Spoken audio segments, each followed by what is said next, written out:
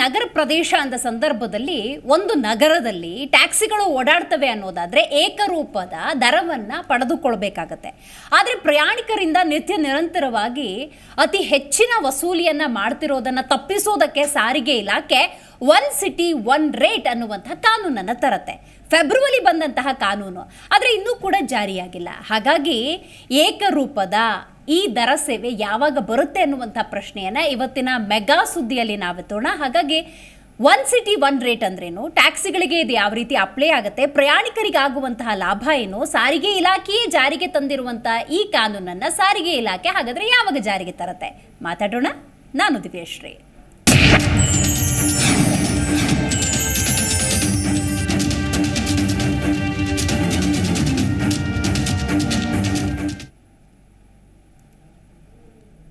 One city one rate ಏಕರೂಪದ ದರದ ನಿಯಮ ಇದಿನ್ನೂ ಕೂಡ ಜಾರಿಯಾಗಿಲ್ಲ. ಆದರೆ ಸಾರಿಗೆ ಇಲಾಖೆ ಈ ಕಾನೂನನ್ನು ಜಾರಿಗೆ ತಂದಿದ್ದು ಫೆಬ್ರವರಿಯಲ್ಲಿ. ಇನ್ನೂ ಜಾರಿಯಾಗಿಲ್ಲ ಏಕರೂಪ ಟ್ಯಾಕ್ಸಿ ದರ. ಮುಂದುವರೆದಿದೆ ಟ್ಯಾಕ್ಸಿ ಪ್ರಯಾಣಿಕರ ಸುಲಿಗೆ. ಆದೇಶ ಜಾರಿಗೆ ಮುಂದಾಗಿಲ್ಲ ಸಾರಿಗೆ ಇಲಾಖೆ. ಫೆಬ್ರವರಿಯಲ್ಲಿ ಆದೇಶ ಮಾಡಿದ್ರೂ ಕೂಡ ಜಾರಿ ಯಾಕಿಲ್ಲ ಅನ್ನೋದೇ ಸದ್ಯದ ಪ್ರಶ್ನೆ. ಫೆಬ್ರವರಿ 3ರಂದು ಏಕರೂಪ ದರ ನಿಗದಿಗೆ ಆದೇಶವನ್ನು ಹೊರಡಿಸಲಾಯಿತು. ಈ ಏಕರೂಪ ಟ್ಯಾಕ್ಸಿ ದರ ವಿಳಂಬಕ್ಕೆ ಕಾರಣವಾದರೂ ಏನಿರಬಹುದು ಅನ್ನೋದೇ ಸದ್ಯದ ಪ್ರಶ್ನೆ. ಇಷ್ಟ ಬಂದ ಹಾಗೆ ಟ್ಯಾಕ್ಸಿಗಳು ಹಣವನ್ನು ನಗರ ಪ್ರದೇಶದಲ್ಲಿ ಪಡೆದುಕೊಳ್ತಾ ಇದ್ದಾವೆ. ನೋಡಿ, ಸಿಟಿ ಟ್ಯಾಕ್ಸಿಗಳು ಪ್ರಯಾಣಿಕರಿಂದ ನಿತ್ಯ ವಸೂಲಿ ಮಾಡ್ತಿರುವಂತಹ ಸುಲಿಗೆಯನ್ನು ತಪ್ಪಿಸೋದಕ್ಕೆ ಸಾರಿಗೆ ಇಲಾಖೆ ಕಳೆದ ಫೆಬ್ರವರಿ 3ರಂದು ಒನ್ ಸಿಟಿ ಒನ್ ರೇಟ್ ಅಂದರೆ ಒಂದು ನಗರ ಒಂದು ದರ ಅಡಿಯಲ್ಲಿ ಎಲ್ಲಾ ರೀತಿಯ ಟ್ಯಾಕ್ಸಿಗಳು ಏಕರೂಪದ ದರ ಪಡೆಯುವಂತೆ ಆದೇಶವನ್ನು ಹೊರಡಿಸಿರುತ್ತೆ. ಯಾವುದು? ಸಾರಿಗೆ ಇಲಾಖೆ. ಆದರೆ ಈ ಆದೇಶವನ್ನು ಜಾರಿ ಮಾಡೋದಕ್ಕೆ ಸಾರಿಗೆ ಇಲಾಖೆ ಮುಂದಾಗದ ಕಾರಣ ಪ್ರಯಾಣಿಕರಿಗೆ ಸುಲಿಗೆ ಅನ್ನೋದು ಹಾಗೆ ಮುಂದುವರಿಯುವಂತಹ ಪರಿಸ್ಥಿತಿ ನಿರ್ಮಾಣವಾಗಿದೆ. ಬೆಂಗಳೂರು ಸೇರಿದಂತೆ ರಾಜ್ಯದ ಎಲ್ಲ ನಗರಗಳ ವ್ಯಾಪ್ತಿಯಲ್ಲಿ ಸಾರಿಗೆ ಸೇವೆ ನೀಡುವಂತಹ ಆಪ್ ಆಧಾರಿತ ಸಿಟಿ ಟ್ಯಾಕ್ಸಿಗಳು ಬೇಕಾಬಿಟ್ಟಿಯಾಗಿ ದರ ವಸೂಲಿಯನ್ನು ತಡೆಯುವ ಸಲುವಾಗಿ ಸಾರಿಗೆ ಇಲಾಖೆ ಕಳೆದ ಫೆಬ್ರವರಿ 3ರಂದು ಒನ್ ಸಿಟಿ ಒನ್ ರೇಟ್ ಅನ್ನುವಂತಹ ಅಡಿಯಲ್ಲಿ ದರವನ್ನು ನಿಗದಿ ಮಾಡಿ ಒಂದು ಆದೇಶವನ್ನು ಹೊರಡಿಸಿತು. ಬಹಳ ಮುಖ್ಯವಾಗಿ ನಾವಿಲ್ಲಿ ಗಮನಿಸಬೇಕಾದ ಒಂದು ಅಂಶ ಏನು ಅಂತ ಹೇಳಿದ್ರೆ, ನೀವು ಬೆಂಗಳೂರು ನಗರ ಪ್ರದೇಶದಲ್ಲಿ ಇದ್ದೀರಿ ಅಂತ ತಿಳ್ಕೊಳ್ಳಿ. ಬೇಕಾದಷ್ಟು ಟ್ಯಾಕ್ಸಿ ಆಧಾರಿತ ಆ್ಯಪ್ಗಳಿದ್ದಾವೆ. ನೀವು ಒಂದು ಆ್ಯಪಿಗೆ ಹೋದರೆ ಅದೇ ಡೆಸ್ಟಿನೇಷನ್ನು ಆದರೆ ಡಿಫ್ರೆಂಟ್ ರೇಟ್ ಇರುತ್ತೆ. ನೀವು ಇನ್ನೊಂದು ಆ್ಯಪಿಗೆ ಹೋಗಿ ಟ್ಯಾಕ್ಸಿ ರಿಲೇಟೆಡು, ಅದೇ ಡೆಸ್ಟಿನೇಷನ್ನು ಬೇರೆ ರೇಟ್ ಇರುತ್ತೆ. ಹೀಗೆ ತರಾವರಿ ರೇಟ್ಗಳ ಮೂಲಕ ಅಥವಾ ದರದ ಮೂಲಕ ಜನರನ್ನು ವಸೂಲಿ ಮಾಡುವಂಥ ಕಾರ್ಯಕ್ಕೆ ಬ್ರೇಕ್ ಹಾಕಬೇಕಾಗಿದೆ. ಆ ನಿಟ್ಟಿನಲ್ಲಿ ಸಾರಿಗೆ ಇಲಾಖೆ ತಂದಂತಹ ಒಂದು ನಿಯಮ. ಆದರೆ ಸಾರಿಗೆ ಇಲಾಖೆ ತಂದಂಥ ಈ ನಿಯಮ ಜಾರಿಯಾಗಬೇಕು ಅಂದರೆ ಯಾಕಿಷ್ಟು ವಿಳಂಬ ಆಗ್ತಾ ಇದೆ? ಇದು ಬಹಳ ಮುಖ್ಯ ಆಗುತ್ತೆ. ಹಾಗಾದರೆ ಸರ್ಕಾರ ಯಾವ ರೀತಿಯ ದರವನ್ನು ನಿಗದಿಪಡಿಸಿದೆ, ಇದಕ್ಕೊಂದಷ್ಟು ಮಾಹಿತಿ ಇದೆ, ನೋಡ್ತಾ ಹೋಗೋಣ. ನೋಡಿ, ಸರ್ಕಾರ ನಿಗದಿಪಡಿಸಿರುವಂತಹ ದರ ವಾಹನದ ಮಾದರಿ ನಿಗದಿತ ದರ ಪ್ರತಿ ಕಿಲೋಮೀಟರ್ಗೆ ಅನ್ನುವಂಥ ಆಧಾರದಲ್ಲಿ ನಿಮ್ಮ ಮುಂದಿಡುವಂಥ ಪ್ರಯತ್ನವನ್ನು ನಾವು ಮಾಡ್ತಾ ಇದ್ದೀವಿ. ನೋಡಿ, ನೀವೊಂದು ಆ್ಯಪಲ್ಲಿ ವಾಹನವನ್ನು ಬುಕ್ ಮಾಡಬೇಕು ಅಂತ ಹೇಳಿದ್ರು ಕೂಡ ಸೆಡಾನೋ ಅಥವಾ ನಾರ್ಮಲ್ ವೆಹಿಕಲ್ಲೋ ಅಥವಾ ಹೈ ವರ್ಷನ್ ಬೇಕು ಅಂತ ಹೇಳಿದ್ರು ಅಲ್ಲಿ ನಿಮ್ಗೆ ಡಿಫ್ರೆನ್ಸ್ನ ಕ್ಯಾಬ್ ಆ್ಯಪ್ಗಳು ಖಂಡಿತ ಕೇಳ್ತವೆ. ಆ ಆಧಾರದಲ್ಲಿ ನಾವು ನಿಮಗೆ ಮಾಹಿತಿಯನ್ನು ನೀಡ್ತಾ ಇರೋದು. ನೋಡಿ, 10 ಲಕ್ಷ ರೂಪಾಯಿ ಮೌಲ್ಯದ ವಾಹನ ಆಯಿತು ಅಂದರೆ ನಿಗದಿತ ದರ 100 ರೂಪಾಯಿ. ಹಾಗೆಯೇ ಪ್ರತಿ ಕಿಲೋಮೀಟ್ರ್ ಮೊದಲ 4 ಕಿಲೋಮೀಟ್ರ್ ಅಂತ ಏನಿರುತ್ತೆ ಅದು 24 ರೂಪಾಯಿ. ನೋಡಿ, 10ರಿಂದ 15 ಲಕ್ಷ ರೂಪಾಯಿ ಮೌಲ್ಯದ ವಾಹನ ಅನ್ನೋದಾದರೆ 115 ರೂಪಾಯಿ ಸರ್ಕಾರ ನಿಗದಿ ಮಾಡಿರುವಂತಹ ದರ. ಇನ್ನು ಪ್ರತಿ ಕಿಲೋಮೀಟರ್ಗೆ ಮೊದಲ 4 ಕಿಲೋಮೀಟರ್ 28 ರೂಪಾಯಿ ಆಗುತ್ತೆ. ಬಹಳ ಮುಖ್ಯವಾಗಿ ಇನ್ನು 15 ಲಕ್ಷಕ್ಕಿಂತ ಹೆಚ್ಚಿನ ಮೌಲ್ಯದ ವಾಹನಗಳನ್ನು ನೀವು ಆಯ್ಕೆ ಮಾಡಿಕೊಳ್ಳೋದಾದರೆ ಟ್ಯಾಕ್ಸಿಯಲ್ಲಿ ಇಲ್ಲೆಷ್ಟಾಗುತ್ತೆ ಅನ್ನೋದು ಬಹಳ ಮುಖ್ಯ. ನಿಗದಿತ ದರ 130, ಆದರೆ ಇಲ್ಲಿ 32 ರೂಪಾಯಿ ಮೊದಲ 4 ಕಿಲೋಮೀಟರ್ಗೆ ಕೊಡಬೇಕಾಗತ್ತೆ. ಹೀಗೆ ಒಂದಷ್ಟು ಸರ್ಕಾರ ದರವನ್ನು ನಿಗದಿ ಮಾಡಿ ಒಂದು ನಿಯಮವನ್ನೇನೋ ಜಾರಿಗೆ ತಂದಿದೆ. ರೈಟ್, ಇದೆಲ್ಲ ಒಪ್ಕೊಳ್ಳೋಣ. ಆದರೆ ನಿಯಮ ಅನುಷ್ಠಾನಕ್ಕೆ ಬರಬೇಕಲ್ಲ, ಅದಕ್ಕೆ ಯಾಕೆ ಈ ರೀತಿಯ ವಿಳಂಬ ನಿಜಕ್ಕೂ ಕೂಡ ಅರ್ಥ ಆಗ್ತಿಲ್ಲ. ನೀವು ಯಾವುದೇ ವಾಹನದಲ್ಲಿ ಸಂಚರಿಸಬೇಕು ಅನ್ನೋದಾದರೆ ಆಯ್ಕೆ ನಿಮ್ಮ ಕೈಯಲ್ಲೇ ಕೊಟ್ಟಿರ್ತಾರೆ. ಬಟ್ ಆ ದರದ ಡಿಫ್ರೆನ್ಸನ್ನು ನೋಡೋದಾದರೆ ಒಂದು ವೆಹಿಕಲ್ ಟು ಇನ್ನೊಂದು ವೆಹಿಕಲ್ ಬಹಳ ವ್ಯತ್ಯಾಸ ಇರುತ್ತೆ. ಹಾಗಾಗಿ ಏಕರೂಪದ ದರ ಪ್ರತಿಯೊಂದು ಆ್ಯಪ್ನಲ್ಲೂ ಇದ್ದರೆ ಖಂಡಿತವಾಗ್ಲೂ ಜನಸಾಮಾನ್ಯರ ಹತ್ತಿರ ವಸೂಲಿ ಮಾಡೋದನ್ನು ತಪ್ಪಿಸಬಹುದು ಅನ್ನೋದು ಸಾರಿಗೆ ಇಲಾಖೆಯ ಒಂದು ಒಳ್ಳೆಯ ಉದ್ದೇಶ ಆಗಿತ್ತು. ರೈಟ್, ಫೆಬ್ರವರಿಲೇ ಬಂತು. ಆಗಲೇ ನಾವು ಮೇ ಮಧ್ಯದಲ್ಲಿದ್ದೀವಿ, ಇನ್ನೂ ಕೂಡ ಯಾಕೆ ಇಂಪ್ಲಿಮೆಂಟ್ ಅಥವಾ ಅನುಷ್ಠಾನಕ್ಕೆ ಬಂದಿಲ್ಲ ಅನ್ನೋದೇ ಸದ್ಯದ ಪ್ರಶ್ನೆಯಾಗಿದೆ.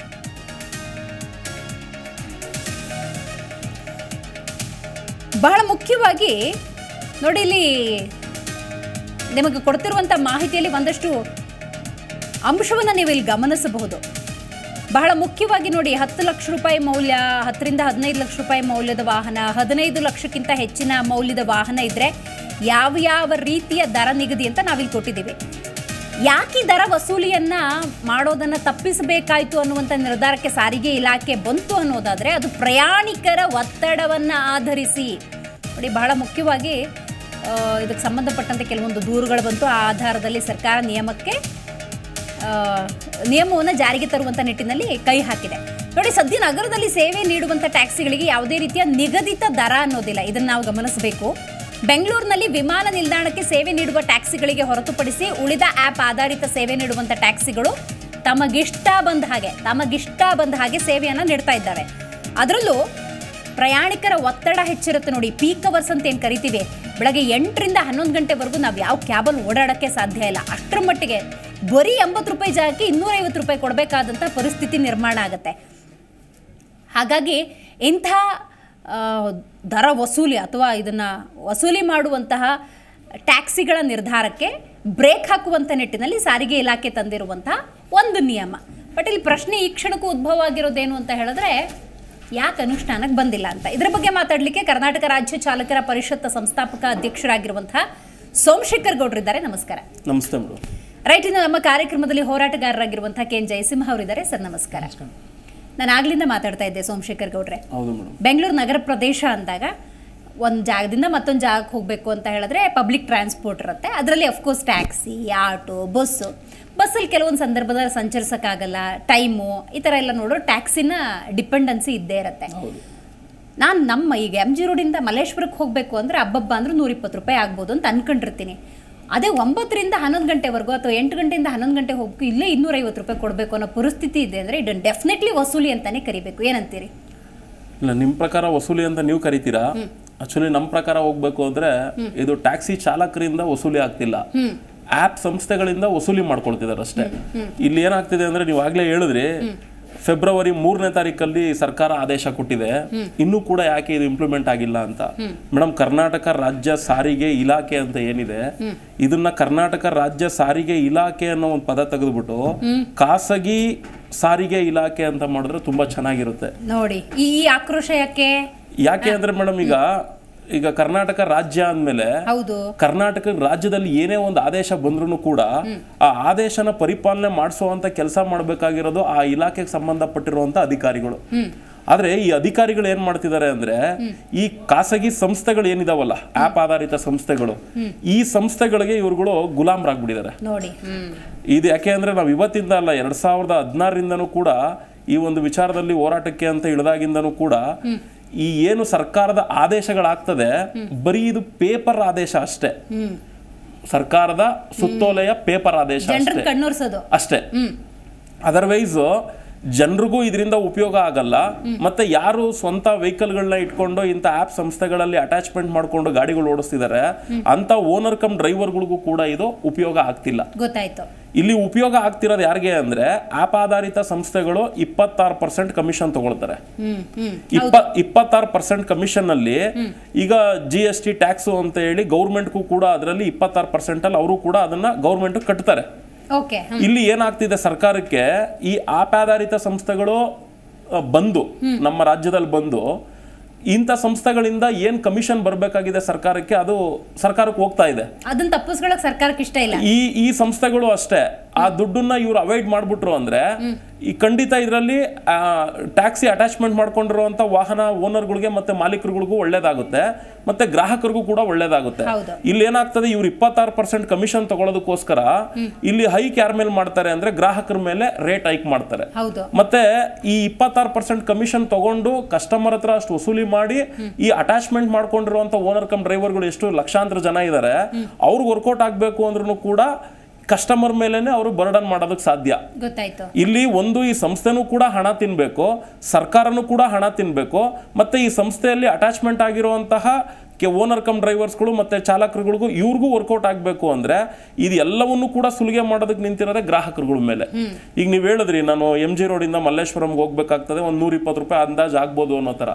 ಮೇಡಮ್ ಈಗ ಮೊನ್ನೆ ಯಾವುದೋ ಒಂದು ಚಾನಲಲ್ಲಿ ನೋಡಿದೆ, ಫ್ಲೈಟ್ ರೈಟ್ಗಿಂತನೂ ಕೂಡ ಟ್ಯಾಕ್ಸಿ ರೇಟ್ ದುಬಾರಿ ಅನ್ನೋ ರೀತಿಯಲ್ಲಿ ತೋರಿಸಿದ್ರು.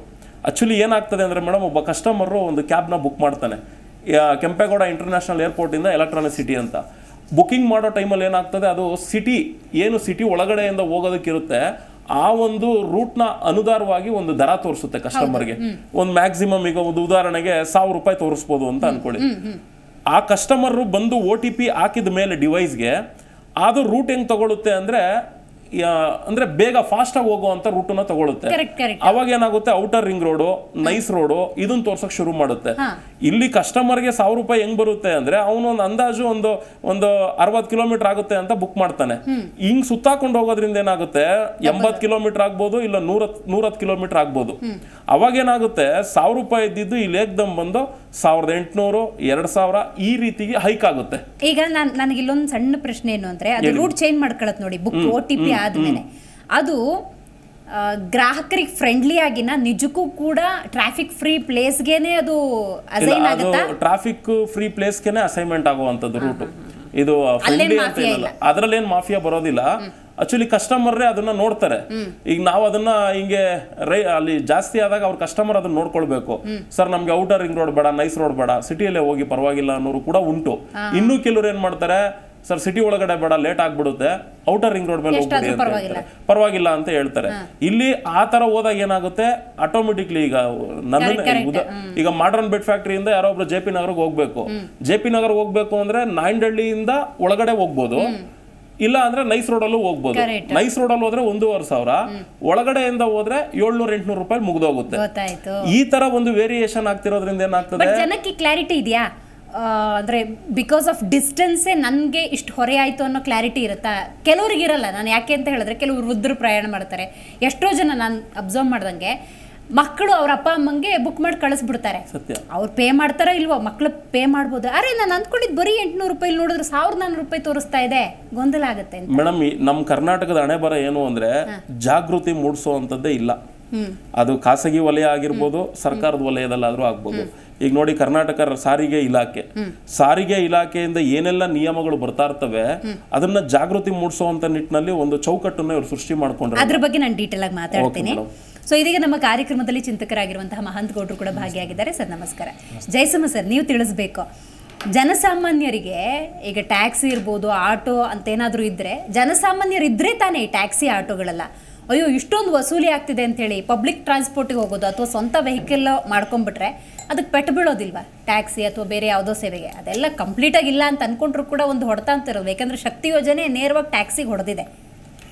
ಹೌದೌದು. ಇದು ಊಬರ್ ಮತ್ತು ಓಲಾ ಓಡಿಸೋವಂಥವ್ರು IT-BT ಕಂಪ್ನಿಯವರು ಜಾಸ್ತಿ, ಮತ್ತು ಹೊರ ರಾಜ್ಯಗಳಿಂದ ಬರುವಂಥವ್ರು ಜಾಸ್ತಿ ಇದನ್ನು ಉಪಯೋಗಿಸ್ತಾ ಇದ್ದಾರೆ. ಮತ್ತು ಬೆಂಗಳೂರು ನಗರದಲ್ಲಿ ಈಗ ಮೆಟ್ರೋ ಬಂದಿರೋದ್ರಿಂದ ಭಾಳ ಸಂಚಾರ ಸುಗಮವಾಗಿದೆ ಮತ್ತು ವೇಗವಾಗಿ ಹೋಗುವಂಥ ಒಂದು ಅನುಕೂಲವನ್ನಿದೆ ಮತ್ತು ಕಡಿಮೆ ದರ್ಜೆಯಲ್ಲಿ ಪ್ರಯಾಣವನ್ನು ಮಾಡುವಂಥ ಒಂದು ವ್ಯವಸ್ಥೆ ಇದೆ. ಓಲಾ ಊಬರ್ಗಳನ್ನು ಆಶ್ರಯಿಸುವಂಥವ್ರು ಮತ್ತು ಆಫೀಸ್ ಟೈಮಲ್ಲಿ ಮತ್ತು ಮನೆಗೆ ಹೋಗುವಂಥ ಸಂದರ್ಭಗಳಲ್ಲಿ ಅವ್ರು ಉಪಯೋಗಿಸುವಾಗ ಅದಕ್ಕೆ 2 ಥರದ ದರಗಳನ್ನು ನಿಗದಿಪಡಿಸ್ತಾ ಇದ್ದಾರೆ. ಅಲ್ಲೇ ಕರ್ನಾಟಕ ರಾಜ್ಯದ ಇವರು ಹೇಳಿದಂಗೆ ರಾಜ್ಯ ಸಾರಿಗೆ ಸಂಸ್ಥೆಯವರು ಇದರ ಬಗ್ಗೆ ಕಟ್ಟುನಿಟ್ಟಿನ ಆದೇಶವನ್ನು ಹೊರಡಿಸಿದ್ದಾರೆ. ಅದು ಕ್ಯಾಬಿನೆಟ್ನಲ್ಲಿ ಅದನ್ನು ಅಪ್ರೂವಲ್ ಆಗಬೇಕು ಮತ್ತು ವಿಧಾನಮಂಡಲದಲ್ಲೂ ಇದು ಸುಗ್ರೀವಾಜ್ಞೆ ಮುಖಾಂತರ ಜಾರಿಗೆ ಬಂದಂತಾಗ ಇದು ಭಾಳ ಕಠಿಣವಾದಂಥ ನಿಯಮಗಳನ್ನು ಊಬರ್ ಮತ್ತು ಓಲಾ ಮತ್ತು ಇತರ ಸಂಸ್ಥೆಗಳಿಗೆ ವಹಿಸ್ಬೋದು. ಆಗ ಕಡಿಮೆ ಡೀಟೇಲ್ ಆಗಿ ಮಾತಾಡ್ತೀನಿ ನಾನು. ಸರ್, ಈಗ ಏನು ಅಂದರೆ ಏನೇ ಬದಲಾವಣೆ ಮಾಡಲಿ ಯಾರಿಗೆ ಹೊರೆ ಅಂತ ಅಲ್ಟಿಮೇಟ್ಲಿ ನೋಡೋದು ಅದರದ್ದು ಜನರ ಹತ್ರನೇ ವಸೂಲಿ ಮಾಡಬೇಕು. ಏನು ಸರಿ ಸಿಸ್ಟಮ್ ಹಿಂಗೆ? ಸೊ ಮೇಡಮ್ ಏನಂದರೆ, so where is the will there is a way ಅಂತ ಕರೀತಾರೆ ಅಲ್ವಾ? ಸೊ ಇಲ್ಲಿ ಏನಾಗ್ತಾ ಇದೆ ಅಂದರೆ, ಒಂದು ಕಾನೂನಿನ ಚೌಕಟ್ಟನ್ನು ಹಾಕಿಲ್ಲ ಇದರಲ್ಲಿ. ಯಾಕೆ ಗೌರ್ಮೆಂಟು ಹಿಂದೇಟಾಗ್ತಾ ಇದೆ, ಇದನ್ನ ಯಾಕೆ ಎಫೆಕ್ಟಿವ್ ಆಗಿ ಇಂಪ್ಲಿಮೆಂಟ್ ಮಾಡ್ತಾ ಇಲ್ಲ, ಯಾಕೆ ಹಿಂದೇಟಾಗ್ತಾ ಇದೆ ಅಂತಂದರೆ ಎಲ್ಲೋ ಒಂದು ಕಡೆ ಸರ್ಕಾರಕ್ಕೆ ಆದಾಯದ ಕಡಿತ ಉಂಟಾಗ್ಬೋದು ಅನ್ನೋ ಒಂದು ಭಯ ಇದೆ. ಆಮೇಲೆ ಕನ್ಸರ್ನ್ ಅಧಿಕಾರಿಗಳಿಗೆ ಅಥವಾ ಕನ್ಸರ್ನ್ ಮಿನಿಸ್ಟ್ರಿಗೆ ಕಿಕ್ ಬ್ಯಾಕ್ ಬರೋಂಥದ್ದು ತಡೀತಾ ಇದೆ ಅನ್ನೋಂಥ ಇದೆ. ಸೊ ಇದು ಒಂಥರ ಇಂಡೈರೆಕ್ಟ್ ಮಾಫಿಯಾ ಅಂತಂದ್ರೆ ತಪ್ಪಾಗಲಿಕ್ಕಿಲ್ಲ. ಯಾಕಂತ ಕೇಳಿ, ಸೊ ಅವನು ಮಾರ್ನಿಂಗ್ ಒಂದು ಟೆರಿಫ್ ಫೀಸ್ ಫಿಕ್ಸ್ ಮಾಡ್ತಾನೆ, ಮಧ್ಯಾಹ್ನ ಒಂಥರ ದರ ಇರುತ್ತೆ, ಸಂಜೆ ಒಂದು ದರ ಇರುತ್ತೆ, ಮಳೆ ಬಂದಾಗ ಇನ್ನೊಂದು ದರ ಇರುತ್ತೆ. ಯಾಕಿದು? ಹಾಂ ಆಯ್ತು, ಇದ್ದರೇನ ಈಗ ಮುತ್ತಿರೋರು ಎಷ್ಟು ಉದ್ದ ಬೇಕಾದ್ರೂ ಸರ ಪೋಣಿಸ್ಕೋಬೋದು ಅಲ್ವಾ? ಮುತ್ತಿರ್ಲಾರ್ದವ್ರ ಕತೆ ಏನು ಹೇಳಿ? ಹಾಂ, ಸೊ ಅಲ್ಲಿ ಇದು ಆಗಬಾರ್ದು. ಏಕರೂಪತೆ ಇಲ್ಲ, ಯೂನಿಫಾರ್ಮಿಟಿ ಅನ್ನೋದು ಇಲ್ವೇ ಇಲ್ಲ. ಒಂದಿನದಲ್ಲಿ 4-5 ಸರಿ ಪ್ರೈಸ್ ವೇರಿಯೇಷನ್ ಆಗ್ತಾ ಹೋಗುತ್ತೆ. ಹಾಂ, ನೀವು ಅಬ್ಸರ್ವ್ ಮಾಡಿ, ಮಳೆಗಾಲದಲ್ಲಿ ಈ ಈವ್ನಿಂಗ್ ಟೈಮ್ ಮಳೆ ಸ್ಟಾರ್ಟ್ ಆಯ್ತು ಅಂತ ತಿಳ್ಕೊಳ್ಳಿ, ಜಸ್ಟ್ ಮಳೆ ಬಿಫೋರ್ ಮಳೆ ಆಗೋದಕ್ಕಿಂತ ಮುಂಚೆ ನೀವು ಪ್ರೈಸ್ ಚೆಕ್ ಮಾಡಿದಾಗ 100 ಇರುತ್ತೆ, ಮಳೆ ಸ್ಟಾರ್ಟ್ ಆಯ್ತು ಅಂದರೆ 200ಕ್ಕೆ ಹೋಗುತ್ತೆ. ಇದು ಏನಿದು ತಾರತಮ್ಯ? ಯಾಕೆ ಯೂನಿಫಾರ್ಮಿಟಿ ಇಲ್ಲ? ನಾವು ಒನ್ ನೇಷನ್ ಒನ್ ಕಾರ್ಡ್ ಅಂತ ಕರಿತಾ ಇದ್ದೀವಿ, ಒನ್ ನೇಷನ್ ಒನ್ ಎಲೆಕ್ಷನ್ ಅಂತ ಕರಿತಾ ಇದ್ದೀವಿ, ಒನ್ ನೇಷನ್ ಈ ಥರ ಒನ್ ರೈಡ್ ಒನ್ ಟ್ಯಾಕ್ಸ್ ಒಂದು ಪ್ರೈಸ್ ಅಂತ ಯಾಕೆ ಮಾಡಬಾರ್ದು? ಓಕೆ, ಈಗ ಆಟೋಗೆ ಒಂದು ಫಿಕ್ಸ್ ಮಾಡಿದ್ರು ಪ್ರೈಸು 30 ರೂಪೀಸ್ ಅಥವಾ 40 ರೂಪೀಸ್ ಮಿನಿಮಮ್ ಚಾರ್ಜ್ ಅಂತ ಹೇಳ್ಬಿಟ್ಟು, ಅದ್ರ ಮೇಲೆ ಹೋದ್ರಂದ್ರೆ ಸೊ ಕಿಲೋಮೀಟರ್ಗೆ ಇಷ್ಟು ಪ್ರೈಸ್ ಆಗ್ತಾ ಹೋಗುತ್ತೆ ಅಂತ. ಅದನ್ನು ಯಾಕೆ ಇಲ್ಲಿ ಇಂಪ್ಲಿಮೆಂಟ್ ಮಾಡಬಾರ್ದು ಟ್ಯಾಕ್ಸಿ ವಿಚಾರಕ್ಕೆ ಬಂದಾಗ ಅಂತ ಒಂದು ಪ್ರಶ್ನೆ ಉದ್ಭವಿಸುತ್ತೆ. ಇದರಿಂದ ಸ್ವಾಭಾವಿಕವಾಗಿ ಗೊತ್ತಾಗುತ್ತೆ ಅಧಿಕಾರಿಗಳು ಮತ್ತು ಮಂತ್ರಿಗಳು ಹಿಂದೇಟಾಗ್ತಾ ಇದ್ರೆ ಕಾನೂನಿನ ಕಡಿವಾಣ ಹಾಕ್ಲಿಕ್ಕೆ ಆಗ್ತಾ ಇಲ್ಲ, ಅವರಿಗೆ ಅದನ್ನ ಸೋತೋಗಿದ್ದಾರೆ ಅದರ ವಿಚಾರದಲ್ಲಿ ಅಂತ ಹೇಳ್ಬೋದು. ನೋಡಿ, ಒಂದು ಪಕ್ಷ ಈಗ ಗೌಡ್ರು ಹೇಳ್ದಂಗೆನೆ ಮಳೆ ಇನ್ನೇನು ಬರುತ್ತೆ, 4 ಗಂಟೆ 5 ಗಂಟೆಗೆ ಮಳೆ ಬರುತ್ತೆ ಅಂದಾಗ 3 ಗಂಟೆಗೆ ಚೆಕ್ ಮಾಡಿದಾಗಲೂ 100 ರೂಪಾಯಿ ಇರೋದು, ಏಕಾಏಕಿ ಏನು ತುಂತುರು ಸ್ಟಾರ್ಟ್ ಆಯಿತು ಅನ್ನೋ 200-250 ರೂಪಾಯಿಗೆ ಹೋಗುತ್ತೆ ಅನ್ನೋದಾದರೆ ಆ ನಿರ್ಧಾರಕ್ಕೆ ಹಂಗಾದರೆ ಈ ಕ್ಯಾಬ್ ಅಸೋಸಿಯೇಷನೋ ಕ್ಯಾಬ್ ಮಾಲೀಕರು ಯಾಕೆ ಬರ್ತಾರೆ? ಅದ್ರ ಬಗ್ಗೆನೇ ನಾವು ನೋಡಬೇಕಲ್ಲ. ಸೊ ಮೇ ಬಿ ಆ ಟ್ರಿಪ್ಪುಗಳು ಅಂದ್ಕೊಂಡಷ್ಟು, ಈಗ ದಿನಕ್ಕೊಂದು 10 ಟ್ರಿಪ್ ಅಂದ್ಕೊಂಡಿದ್ದು ಮಳೆ ಕಾರಣಕ್ಕೆ 5 ಟ್ರಿಪ್ಪಿಗೆ ಬಂದು ನಿಂತ್ಕೊಳ್ಬೋದು. ಈ ಥರದೊಂದಷ್ಟು ಸಣ್ಣ ಪುಟ್ಟ ಅಂಶಗಳು ಅವ್ರ ಕಡೆಯಿಂದನೂ ಇರುತ್ತೆ. ನೋಡಿ, ಇವತ್ತು ಒಂದು ನಗರ ಒಂದು ದರ ಅನ್ನುವಂಥ ವಿಚಾರಕ್ಕೆ ಸಂಬಂಧಪಟ್ಟಂತೆ ಅದರಲ್ಲೂ ವಿಶೇಷವಾಗಿ ಕ್ಯಾಬ್ಸ್ ಅಥವಾ ಟ್ಯಾಕ್ಸಿ ವಿಚಾರವಾಗಿ ಮಾತಾಡ್ತಾ ಇದ್ದೀವಿ. ಬಹಳ ಮುಖ್ಯವಾಗಿ ನಾನಿಲ್ಲಿ ಗಮನಿಸಿದ ಒಂದು ಅಂಶ ಅಂತ ಹೇಳಿದ್ರೆ, ನೀವು ಏನೇ ಮಾಡಿ, ಏನೇ ಅಭಿವೃದ್ಧಿ ಮಾಡಿ ಅಥವಾ ಏನೇ ಬೆಳವಣಿಗೆಗಳನ್ನು ತರಬೇಕು ಅಂತ ಹೊಸ ಕಾನೂನೇ ತರಲಿ, ನೇರವಾಗಿ ಅದರ ಎಫೆಕ್ಟ್ ಬೀಳೋದು, ಪ್ರಭಾವ ಬೀಳೋದು ಯಾರಿಗೆ ಅಂದರೆ ಜನಸಾಮಾನ್ಯರ ಮೇಲೆ. ಜನಸಾಮಾನ್ಯರು ಅಂದಾಗ ನಾವು ಒಂದು ಗಮನಿಸಬೇಕು. ನೋಡಿ, ಮಧ್ಯಮ ವರ್ಗದವರು ಇರ್ತಾರೆ ಅಥವಾ ಮೇಲ್ವರ್ಗದವರು ಇರ್ತಾರೆ, ಬಿಲೋ ಪಾವರ್ಟಿ ಲೈನು ಇರ್ತಾರೆ. ನೋಡಿ, ಒಂದು ಸಣ್ಣ ಬಿಲೋ ಪಾವರ್ಟಿನವರು ಒಂದು ದಿವಸ ಟ್ಯಾಕ್ಸಿಗೆ ಹೋಗಬೇಕು ಅಂತ ಹೇಳಿದ್ರೆ ಇಡೀ ತಿಂಗಳ ಸಂಬಂಧದಲ್ಲಿ ಕೂಡಿಡಬೇಕಾದಂಥ ಪರಿಸ್ಥಿತಿ ಬಂದ್ಬಿಡುತ್ತೆ. ಅಂಥದ್ದು ಬರಬಾರ್ದು. ಅಫ್ಕೋರ್ಸ್ ಪಬ್ಲಿಕ್ ಟ್ರಾನ್ಸ್ಪೋರ್ಟ್ ಇದೆ, ಬಟ್ ಅವರು ಆಸೆ ಆಕಾಂಕ್ಷೆಗಳನ್ನು ಈಡೇರಿಸ್ಕೋಬೇಕಲ್ಲ. ಈಗ ನೋಡಿ, ದುಡ್ಡಿದ್ದವರು ಅದೆಷ್ಟಾದರೂ ಕೊಟ್ಟು ಹೋಗ್ಬಿಡ್ತಾರೆ. ಮಧ್ಯಮ ವರ್ಗ ಮತ್ತು ಬಿಲೋ ಪಾವರ್ಟಿ ಲೈನ್ ಅಂದಾಗ ಈ ಟ್ಯಾಕ್ಸಿ ಅಂದಾಗ ನಿಜಕ್ಕೂ ಕೂಡ ಕಬ್ಬಿಣದ ಕಡಲೆ ಆಗಿದೆ. ರೈಟ್. ಹಾಗಾದರೆ ಸೋಮಶೇಖರ್ ಅವರು ನೀವು ತಿಳಿಸಿ. ಆಗಲೇ ಮಹನ್ಗೌಡರು ಒಂದು ಮಾತನ್ನು ಹೇಳಿದ್ರು, ಮಳೆ ಬರೋಕ್ಕಿಂತ ಮುಂಚೆ ಮಳೆ ಬಂದಾಗ ಪೀಕ್ ಅವರ್ಸ್ ಅಂದಾಗ ಈ ಮಟ್ಟಿಗೆ ದರ ಹೆಚ್ಚಾಗುತ್ತೆ ಅನ್ನೋದಾದರೆ ನಿಮ್ಮಲ್ಲೂ ಒಂದಷ್ಟು ಕಾರಣಗಳಿರ್ಬೋದು. ಈ ಕಾರಣಕ್ಕೆ ನಾವು ಹಿಂಗೆ ಜಾಸ್ತಿ ಮಾಡ್ತೀವಿ ಅಂತ. ಏನು ಮೇಡಮ್, ಮಳೆ ಬಂದಂಥ ಸಂದರ್ಭದಲ್ಲಿ ಏನಾಗುತ್ತೆ, ವೆಹಿಕಲ್ ಲಾಗಿನ್ಗಳಾಗೋದು ಸ್ವಲ್ಪ ಕಮ್ಮಿ ಆಗುತ್ತೆ, ಬುಕಿಂಗ್ಸ್ ಮಾಡೋರ ಸಂಖ್ಯೆ ಜಾಸ್ತಿ ಆಗುತ್ತೆ. ಯಾವಾಗ ಬುಕಿಂಗ್ಸ್ ಮಾಡೋರ ಸಂಖ್ಯೆ ಜಾಸ್ತಿ ಆಗುತ್ತೆ, ವೆಹಿಕಲ್ಗಳು ಕೂಡ ಕಮ್ಮಿ ಇದ್ದಂಥ ಸಂದರ್ಭದಲ್ಲಿ ಈ ಸಂಸ್ಥೆಗಳೇನು ಮಾಡುತ್ತೆ, ಪ್ರತಿಯೊಂದು ಕೂಡ ಆನ್ಲೈನ್ ಮುಖಾಂತರ ಅವ್ರದ್ದು ಮಾಮೂಲಿ ಸರ್ವರ್ ಮುಖಾಂತರ ಹ್ಯಾಂಡಲ್ ಆಗ್ತಾ ಇರುತ್ತೆ. ಅವಾಗ ಏನಾಗುತ್ತೆ, ಈ ಕಡೆ ಅವಾಗ ಏನಾಗುತ್ತೆ, ಈ ಕೆಲವೊಂದು ಆಪ್ ಸಂಸ್ಥೆಯವರುಗಳು ಕಸ್ಟಮರ್ಗಳಿಗೆ ಏನ್ ಮಾಡ್ತಾರೆ, ಟ್ಯಾಕ್ಸಿಗಳು ಕಮ್ಮಿ ಇಲ್ಲ ಅಂತ ಅವ್ರು ತೋರ್ಸೋದಕ್ಕಾಗಲ್ವಲ್ಲ, ಹಾಗಾಗಿ ಅವ್ರೇನ್ ಮಾಡ್ತಾರೆ, ಟ್ಯಾಕ್ಸಿಗಳನ್ನ ಕಮ್ಮಿ ಮಾಡೋದ್ರ ಮುಖಾಂತರ ದರನ ಜಾಸ್ತಿ ಮಾಡುವಂತ ಕೆಲಸಕ್ಕೆ ಮುಂದಾಗ್ತಾರೆ.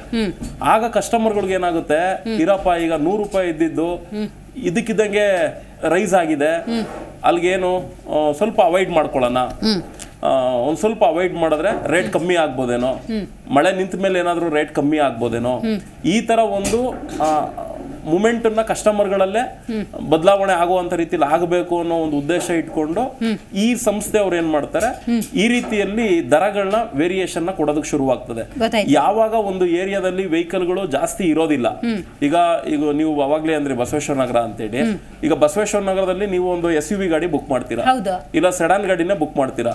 ಆಗ ಬುಕ್ ಮಾಡಿದಂತ ಸಂದರ್ಭದಲ್ಲಿ ವೆಹಿಕಲ್ಗಳು ಕಮ್ಮಿ ಇತ್ತು ಅಂದಾಗ ಆಟೋಮೆಟಿಕ್ಲಿ ಏನಾಗುತ್ತೆ, ಸರ್ಚಾರ್ಜ್ ಅಂತ ಹೇಳಿ ಮಾಡೇ ಮಾಡ್ತಾರೆ. ಯಾಕೆ ಯಾಕೆ ಅಂದ್ರೆ ಕಸ್ಟಮರ್ಗಳಿಗೆ ತುಂಬಾ ಡಿಮ್ಯಾಂಡ್ ಇರುತ್ತೆ, ವೆಹಿಕಲ್ ಕಮ್ಮಿ ಇರುತ್ತೆ. ಸರ್ಚಾರ್ಜ್ ಅಂತ ಮಾಡಿದಾಗ ಏನಾಗುತ್ತೆ, ಯಾರಿಗ ಅವಶ್ಯಕತೆ ಇರುತ್ತೆ ಅಷ್ಟು ದುಡ್ಡನ್ನ ಕೊಟ್ಟು ನಾನು ಹೋಗ್ತೀನಿ ಅನ್ನೋ ರೀತಿಲಿ ಯಾರಿಗ ಅವಶ್ಯಕತೆ ಇರುತ್ತೆ ಅವ್ರು ಖಂಡಿತ ಅವಾಗ ಅದನ್ನ ಬುಕ್ ಮಾಡ್ತಾರೆ. ಯಾರ್ದು ಜಾಸ್ತಿ ರೇಟ್ ತೋರಿಸುತ್ತೆ ಶುರುವಾಗುತ್ತೆ, ಆಗ ಅವ್ರು ಬೇಡ ನೋಡೋಣ ಆಮೇಲೆ ಮಾಡ್ಕೊಳ್ಳೋಣ ಅನ್ನೋ ರೀತಿಲೂ ಕೂಡ ಕೆಲವರು ಹಿಂದೇಟ್ ಆಗ್ತಾರೆ. ಆ ಒಂದು ಮೂಮೆಂಟ್ ನ ಈಗ ಆಲ್ಮೋಸ್ಟ್ ಎಲ್ಲಾ ಜನರು ಅರ್ಥ ಆಗ್ಬಿಟ್ಟಿದೆ. ಈ ಕೆಲವ್ರು ಏನು ಅಂದ್ರೆ ಹೊಸದಾಗ ಆಪ್ ಯೂಸ್ ಮಾಡೋವಂಥವ್ರು ಗೊತ್ತಾಗದೆ ಇರೋದ್ರಿಂದ ಏನ್ ಮಾಡ್ತಾರೆ, ಆ ಸಿಚುವೇಶನ್ ಅಲ್ಲಿ ಬುಕ್ ಮಾಡ್ಕೊಳ್ತಾರೆ, ರನ್ ಮಾಡ್ತಾರೆ. ರೇಟ್ ಜಾಸ್ತಿ ಬಂದಾಗ ಏನ್ ಮಾಡ್ತಾರೆ, ಡ್ರೈವರ್ಗಳ ಮೇಲೆ ಗಲಾಟೆ ಮಾಡ್ತಾರೆ, ರೇಟ್ ಜಾಸ್ತಿ ತಗೊಂತಿದ್ದೀರಾ ಹಂಗೆ ಹಿಂಗೆ ಅಂತ ಹೇಳಿ. ಅದು ಕೆಲವೊಂದ್ಸರಿ ಪೊಲೀಸ್ ಸ್ಟೇಷನ್ ವರ್ಗೂ ಹೋಗಿ ಬಗೆಹರಿದಿರುವಂತವು ಕೂಡ ಇದಾವೆ. ಕೆಲವೊಂದ್ ಏನ್ ಮಾಡ್ತಾರೆ, ನಮ್ಗೇನು ಗೊತ್ತಿಲ್ಲ, ನೀವು ಊಬರ್ ಅವ್ರನ್ನ ಕೇಳ್ಕೊಳ್ಳಿ, ಓಲಾದವ್ರನ್ನ ಕೇಳ್ಕೊಳ್ಳಿ, ಅನದರ್ ಯಾವ ಸಂಸ್ಥೆ ಇದೆಯೋ ನೀವು ಅದನ್ನ ಕೇಳ್ಕೊಳ್ಳಿ, ನಮ್ಗೆ ಇಲ್ಲಿ ಬುಕಿಂಗ್ ಬಂದಿದೆ, ಟ್ರಿಪ್ ಎಂಡ್ ಮಾಡಿದೀವಿ, ಇಷ್ಟು ಅಮೌಂಟ್ ಬಂದಿದೆ ಅಂತ ಹೇಳಿ ಇದಿಷ್ಟು ಹೇಳ್ಬಿಟ್ಟು ಡ್ರೈವರ್ಗಳು ಕಸ್ಟಮರ್ಗಳ ಹತ್ರ ಅದಕ್ಕೆ ಬೇಕಾಗಿರುವಂತ ಅಮೌಂಟ್ ಇಸ್ಕೊಂಡು ಹೊಡ್ತಾ ಇರ್ತಾರೆ. ಕೆಲವ್ರು ಏನ್ ಮಾಡ್ತಾರೆ, ಬೇಕು ಅಂತ ಮೇಲ್ ಮಾಡೋದು, ಡ್ರೈವರ್ ರೂಡ್ ಆಗಿ ವರ್ತಿಸ್ತಾ ಅನ್ನೋದು, ಈ ರೀತಿಲಿ ಅವ್ರ ಕಸ್ಟಮರ್ಗಳು ಅವ್ರಿಗೆ ಮೇಲ್ಗಳು ಮಾಡಿದಾಗ. ಬಟ್ ಈ ಕಸ್ಟಮರ್ಗೆ ಅರಿವಿರೋದಿಲ್ಲ, ಇದು company decision, not driver decision. Driver decision ಇಲ್ಲಿ ಏನು ಬರೋದೇ ಇಲ್ಲ. ಪ್ರತಿಯೊಂದು ಕೂಡ ಸರ್ವರ್ ಅವರು ಸಂಸ್ಥೆಯವರೇ ಅದನ್ನ ಹ್ಯಾಂಡಲ್ ಮಾಡುವಂತ ರೀತಿ ಮಾಡಿಬಿಟ್ಟಿರೋದ್ರಿಂದ ಡ್ರೈವರ್ ಇಲ್ಲಿ ಏನೂ ಕೂಡ ಜಡ್ಜ್ಮೆಂಟ್ ತಗೊಳ್ಳೋದಕ್ಕೆ ಸಾಧ್ಯ ಆಗಲ್ಲ. ರೈಟ್ ಸರ್, ಮಾತಾಡ್ತೀನಿ. ಸೊ ಇದೀಗ ನಮ್ಮ ಕಾರ್ಯಕ್ರಮದಲ್ಲಿ ಓಲಾ ಮತ್ತು ಊಬರ್ ಸಂಘಟನೆಯ ರಾಜ್ಯಾಧ್ಯಕ್ಷರಾಗಿರುವಂತಹ ತನ್ನೀರ್ ಪಾಷಾ ಅವರು ಇದ್ದಾರೆ. ನಮಸ್ಕಾರ ಸರ್. ಸರ್, ಇವತ್ತು ನಾವು ಮಾತಾಡ್ತಾ ಇದ್ದೀವಿ ಒನ್ ಸಿಟಿ ಒನ್ ರೇಟ್. ಸಾರಿಗೆ ಇಲಾಖೆ ಜನರಿಂದ ವಸೂಲಿ ಮಾಡೋದು ಕಡಿಮೆ ಮಾಡಬೇಕು ಅಂತ ಹೇಳಿ ಕಾನೂನನ್ನು ಫೆಬ್ರವರಿಲಿ ತರುತ್ತೆ. ಅದರ ಅನುಷ್ಠಾನಕ್ಕೆ ಬಂದಿಲ್ಲ, ಯಾವ ಕಾರಣಕ್ಕೆ ಅಂತ ಅನ್ಸುತ್ತೆ? ಯಾಕಂದ್ರೆ ಸರ್ಕಾರ ತರುವಂತ ಯಾವುದೇ ಕಾನೂನನ್ನ ಈ ಒಂದು ಅಗ್ರಿಗೇಟರ್ ಸಂಸ್ಥೆಗಳು ಪಾಲನೆ ಮಾಡೋದಿಲ್ಲ. ಇವರು ಕಾನೂನಿನ ಚೌಕಟ್ಟಿನ ಒಳಗಡೆನೆ ನಾವು ಬರೋದಿಲ್ಲ ಅಂತ ಮೊದಲಿಂದನೂ ಅಟ್ಟಹಾಸ ಮೆರ್ಕೊಂಡು ಬಂದಿದ್ದಾರೆ.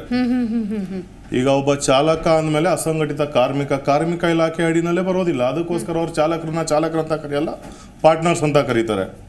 ಇಂಥ ಒಂದು ಸಣ್ಣ ಸಣ್ಣ ಕಾನೂನಲ್ಲಿ ಇರ್ತಕ್ಕಂಥ ತೊಡಕುಗಳನ್ನ ಇವರು ದೊಡ್ಡ ಅಸ್ತ್ರನ ಮಾಡ್ಕೊಂಡು, ಆ ರೀತಿ ದೊಡ್ಡ ಅಸ್ತ್ರ ಏನಾದರೂ ಸರ್ಕಾರ ಬಿಟ್ರೆ ಕೋರ್ಟ್ಗೆ ಹೋಗೋದು, ಒಂದು ಸ್ಟೇ ಆರ್ಡರ್ನ ತಗೊಳ್ಳೋದು, ಒಂದು ಒಳ್ಳೆ ಅಸೋಸಿಯೇಟ್ಸ್ನ ಅಡ್ವೊಕೇಟ್ ಅಸೋಸಿಯೇಟ್ಸ್ನ ಇಟ್ಕೊಂಡು ಒಂದು ಸ್ಟೇ ಆರ್ಡರ್ ತಗೋಬೇಕು ಅದ್ರ ಮೇಲೆ. ಅದನ್ನ ಒಂದು ತಡೆ ಆಜ್ಞೆ ತಂದು ಅದನ್ನ ಅವ್ರದೇ ಆದಂತ ಶೈಲಿನಲ್ಲಿ ಅವ್ರು ಏನ್ ಮಾಡ್ಕೊಂಡಿದ್ದಾರೆ ಅದ್ರ ಪ್ರಕಾರನೇ ನಡೆಸ್ಕೊಂಡು ಹೋಗ್ಬೇಕು ಅನ್ನುವಂಥದ್ದು. ಅಂದ್ರೆ ಈ ವಿಚಾರ ನಾವು ಆಲ್ರೆಡಿ ಈ ಒಂದು ಏನು ದರ ನಿಗದಿಪಡಿಸೋದಕ್ಕಿಂತ ಮುಂಚೆನೆ ಇದನ್ನು ಸಹ ಸಭೆನಲ್ಲಿ ಹೇಳಿದ್ವಿ. ಈ ಏಕರೂಪ ದರ ಬರಬೇಕು ಅನ್ನುವಂಥದ್ದು ಬಹು ವರ್ಷಗಳ ಒಂದು ಹೋರಾಟ ಮತ್ತೆ ನಮ್ಮ ಧ್ವನಿ ಇದು. ಅದ್ರ ಜೊತೆನಲ್ಲೇ ಹೇಳಿದ್ವಿ, ಇದನ್ನ ಅವರು ಜಾರಿಗೆ ತರೋ ರೀತಿನಲ್ಲಿ ನೀವು ಅವ್ರಿಗೆ ಒಂದು ಮೂಗ್ದಾರನ ಹಾಕಬೇಕು, ಇಲ್ಲ ಹೊಸ ಒಂದು ಏನಾದ್ರೂ ಕಾನೂನಲ್ಲಿ ತಿದ್ದುಪಡಿನ ತಂದು ಈ ಒಂದು ಏನು ಸರ್ಕಾರ ಆದೇಶ ಮಾಡ್ತಾ ಇದೆ ಇದಕ್ಕೆ ಮತ್ತೆ ಅವ್ರು ಕೋರ್ಟ್ಗೆ ಹೋಗೋ, ಇಲ್ಲ ಯಾವುದೋ ಒಂದು ನಮ್ಮಲ್ಲಿರ್ತಕ್ಕಂಥ ಒಂದು ಕೊರತೆಗಳನ್ನ ಕಾನೂನು ಲೋಪಗಳನ್ನ ಮುಂದಿಟ್ಕೊಂಡು ಅಸ್ತ್ರ ಮಾಡ್ಕೊಂಡು ಸ್ಟೇ ಆರ್ಡರ್ ತರೋದು, ಇದನ್ನ ಜಾರಿಗೆ ತರದೇ ಇರುವಂತ ಕೆಲಸ ಆಗ್ಬಾರ್ದು ಅಂತ. ಈಗೇನೋ ಎಲೆಕ್ಷನ್ ಕೋಡ್ ಆಫ್ ಕಂಡಕ್ಟ್ ಇತ್ತು, ಸಿಗ್ಲಿಲ್ಲ ಸಚಿವರು. ಇದಕ್ಕೂ ಮುಂಚೆ ಭೇಟಿಯಾದಾಗ ಇಲ್ಲ ಅವರು ಜಾರಿಗೆ ಬರುವಂತೆ ಮಾಡ್ತೀವಿ, ಕಾನೂನು ಅವ್ರಿಗೂ ಸಹ ಎಲ್ಲ ಇಡೀ ಏನ್ ಸಮಾಜಕ್ಕೆ ಒಂದು ಕಾನೂನು ಅವ್ರಿಗೊಂದು ಕಾನೂನು ಏನಿಲ್ಲ, ಅವ್ರಿಗೂ ಇದೇ ಕಾನೂನು ಲಾಗು ಆಗುತ್ತೆ. ಸೊ ಹಾಗಾಗಿ ನೀವೇನು ಚಿಂತೆ ಪಡಬೇಡಿ ಅಂತ ಒಂದು ಧೈರ್ಯದ ಮಾತು ಹೇಳಿದ್ರು.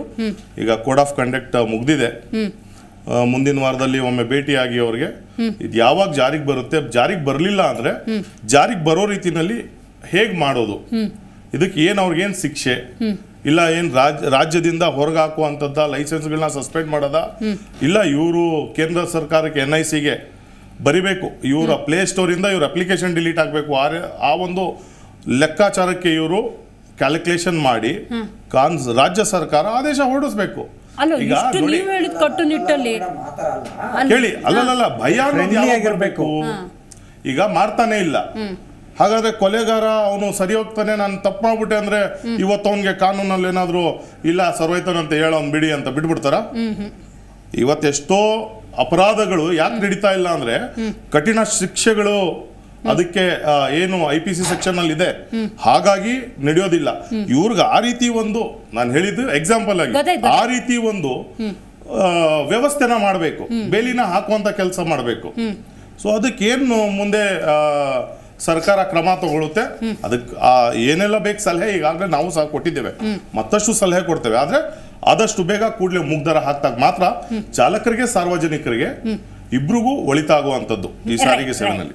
ರೈಟ್ ನೋಡಿದ್ರಲ್ಲ, ಈಗ ತನ್ವೀರ್ ಒಂದು ಪಾಯಿಂಟನ್ನು ಹೇಳಿದ್ರು, ಬಹಳ ಮುಖ್ಯವಾಗಿ ಅವ್ರು ಹೇಳಿದ ವಿಚಾರ ಅಂತ ಹೇಳಿದ್ರೆ ಸರ್ಕಾರದ ಪಾತ್ರ ಇಲ್ಲಿ ಬಹಳ ದೊಡ್ಡದಿದೆ ಅಂತ. ನನಗೆ ಸೋಮಶೇಖರ್ ಅವ್ರು ಹೇಳಿದ್ದು ಬಹಳ ಗಮನ ಹರಿಸುವಂತೆ ಮಾಡ್ತಾ ಇದೆ. ಏನು ಅಂತ ಹೇಳಿದ್ರೆ, ಇಲ್ಲಿ ಬಲಿಪಶು ಆಗ್ತಿರೋದು ಜನ ಮತ್ತು ಜನರ ದುಡ್ಡು ಮಾತ್ರ ಅಲ್ಲ, ಇಲ್ಲಿ ಡ್ರೈವರ್ಗಳು ಅಥವಾ ಚಾಲಕರು ಅಂತ ಅನ್ನಿಸ್ಕೊಂಡವರು ಕೂಡ ಇಲ್ಲಿ ಬಲಿಪಶುಗಳಾಗ್ತಿದ್ದಾರೆ. ಯಾಕಂತ ಹೇಳಿದ್ರೆ ಕಂಪನಿಯ ರೂಲ್ಸ್ ಆ್ಯಂಡ್ ರೆಗ್ಯುಲೇಷನ್ಗಳನ್ನು ಜನರಿಗೆ ಕನ್ವಿನ್ಸ್ ಮಾಡೋದಕ್ಕೂ ಕೂಡ ಸಾಧ್ಯವಾಗದ ಪರಿಸ್ಥಿತಿಯಲ್ಲಿ ನೋಡಿ, ಅಲ್ಲೊಂದು ಆಪ್ಷನ್ ಇರುತ್ತೆ, ನಿಮಗೆ ಈ ಟ್ಯಾಕ್ಸಿ ಸೇವೆಯಿಂದ ಸಂತೃಪ್ತರಾಗಿದ್ದಾರಾ ಇಲ್ವಾ ಅನ್ನುವಂತಹ ಒಂದು ಫೀಡ್ಬ್ಯಾಕ್ ಲೆಟರ್ ಇರುತ್ತೆ ನೋಡಿ. ಅಲ್ಲೊಂದು ಏನಾದರೂ ಮೆಸೇಜ್ ಹಾಕಿದೆ ಅಂತ ಹೇಳಿದ್ರೆ ಅಲ್ಲಿ ಚಾಲಕರಿಗಾಗುವಂತಹ ಸಮಸ್ಯೆ ಏನು, ಇದ್ರ ಬಗ್ಗೆ ಕೂಡ ನಾವು ಚರ್ಚೆ ಮಾಡಬೇಕಾಗತ್ತೆ.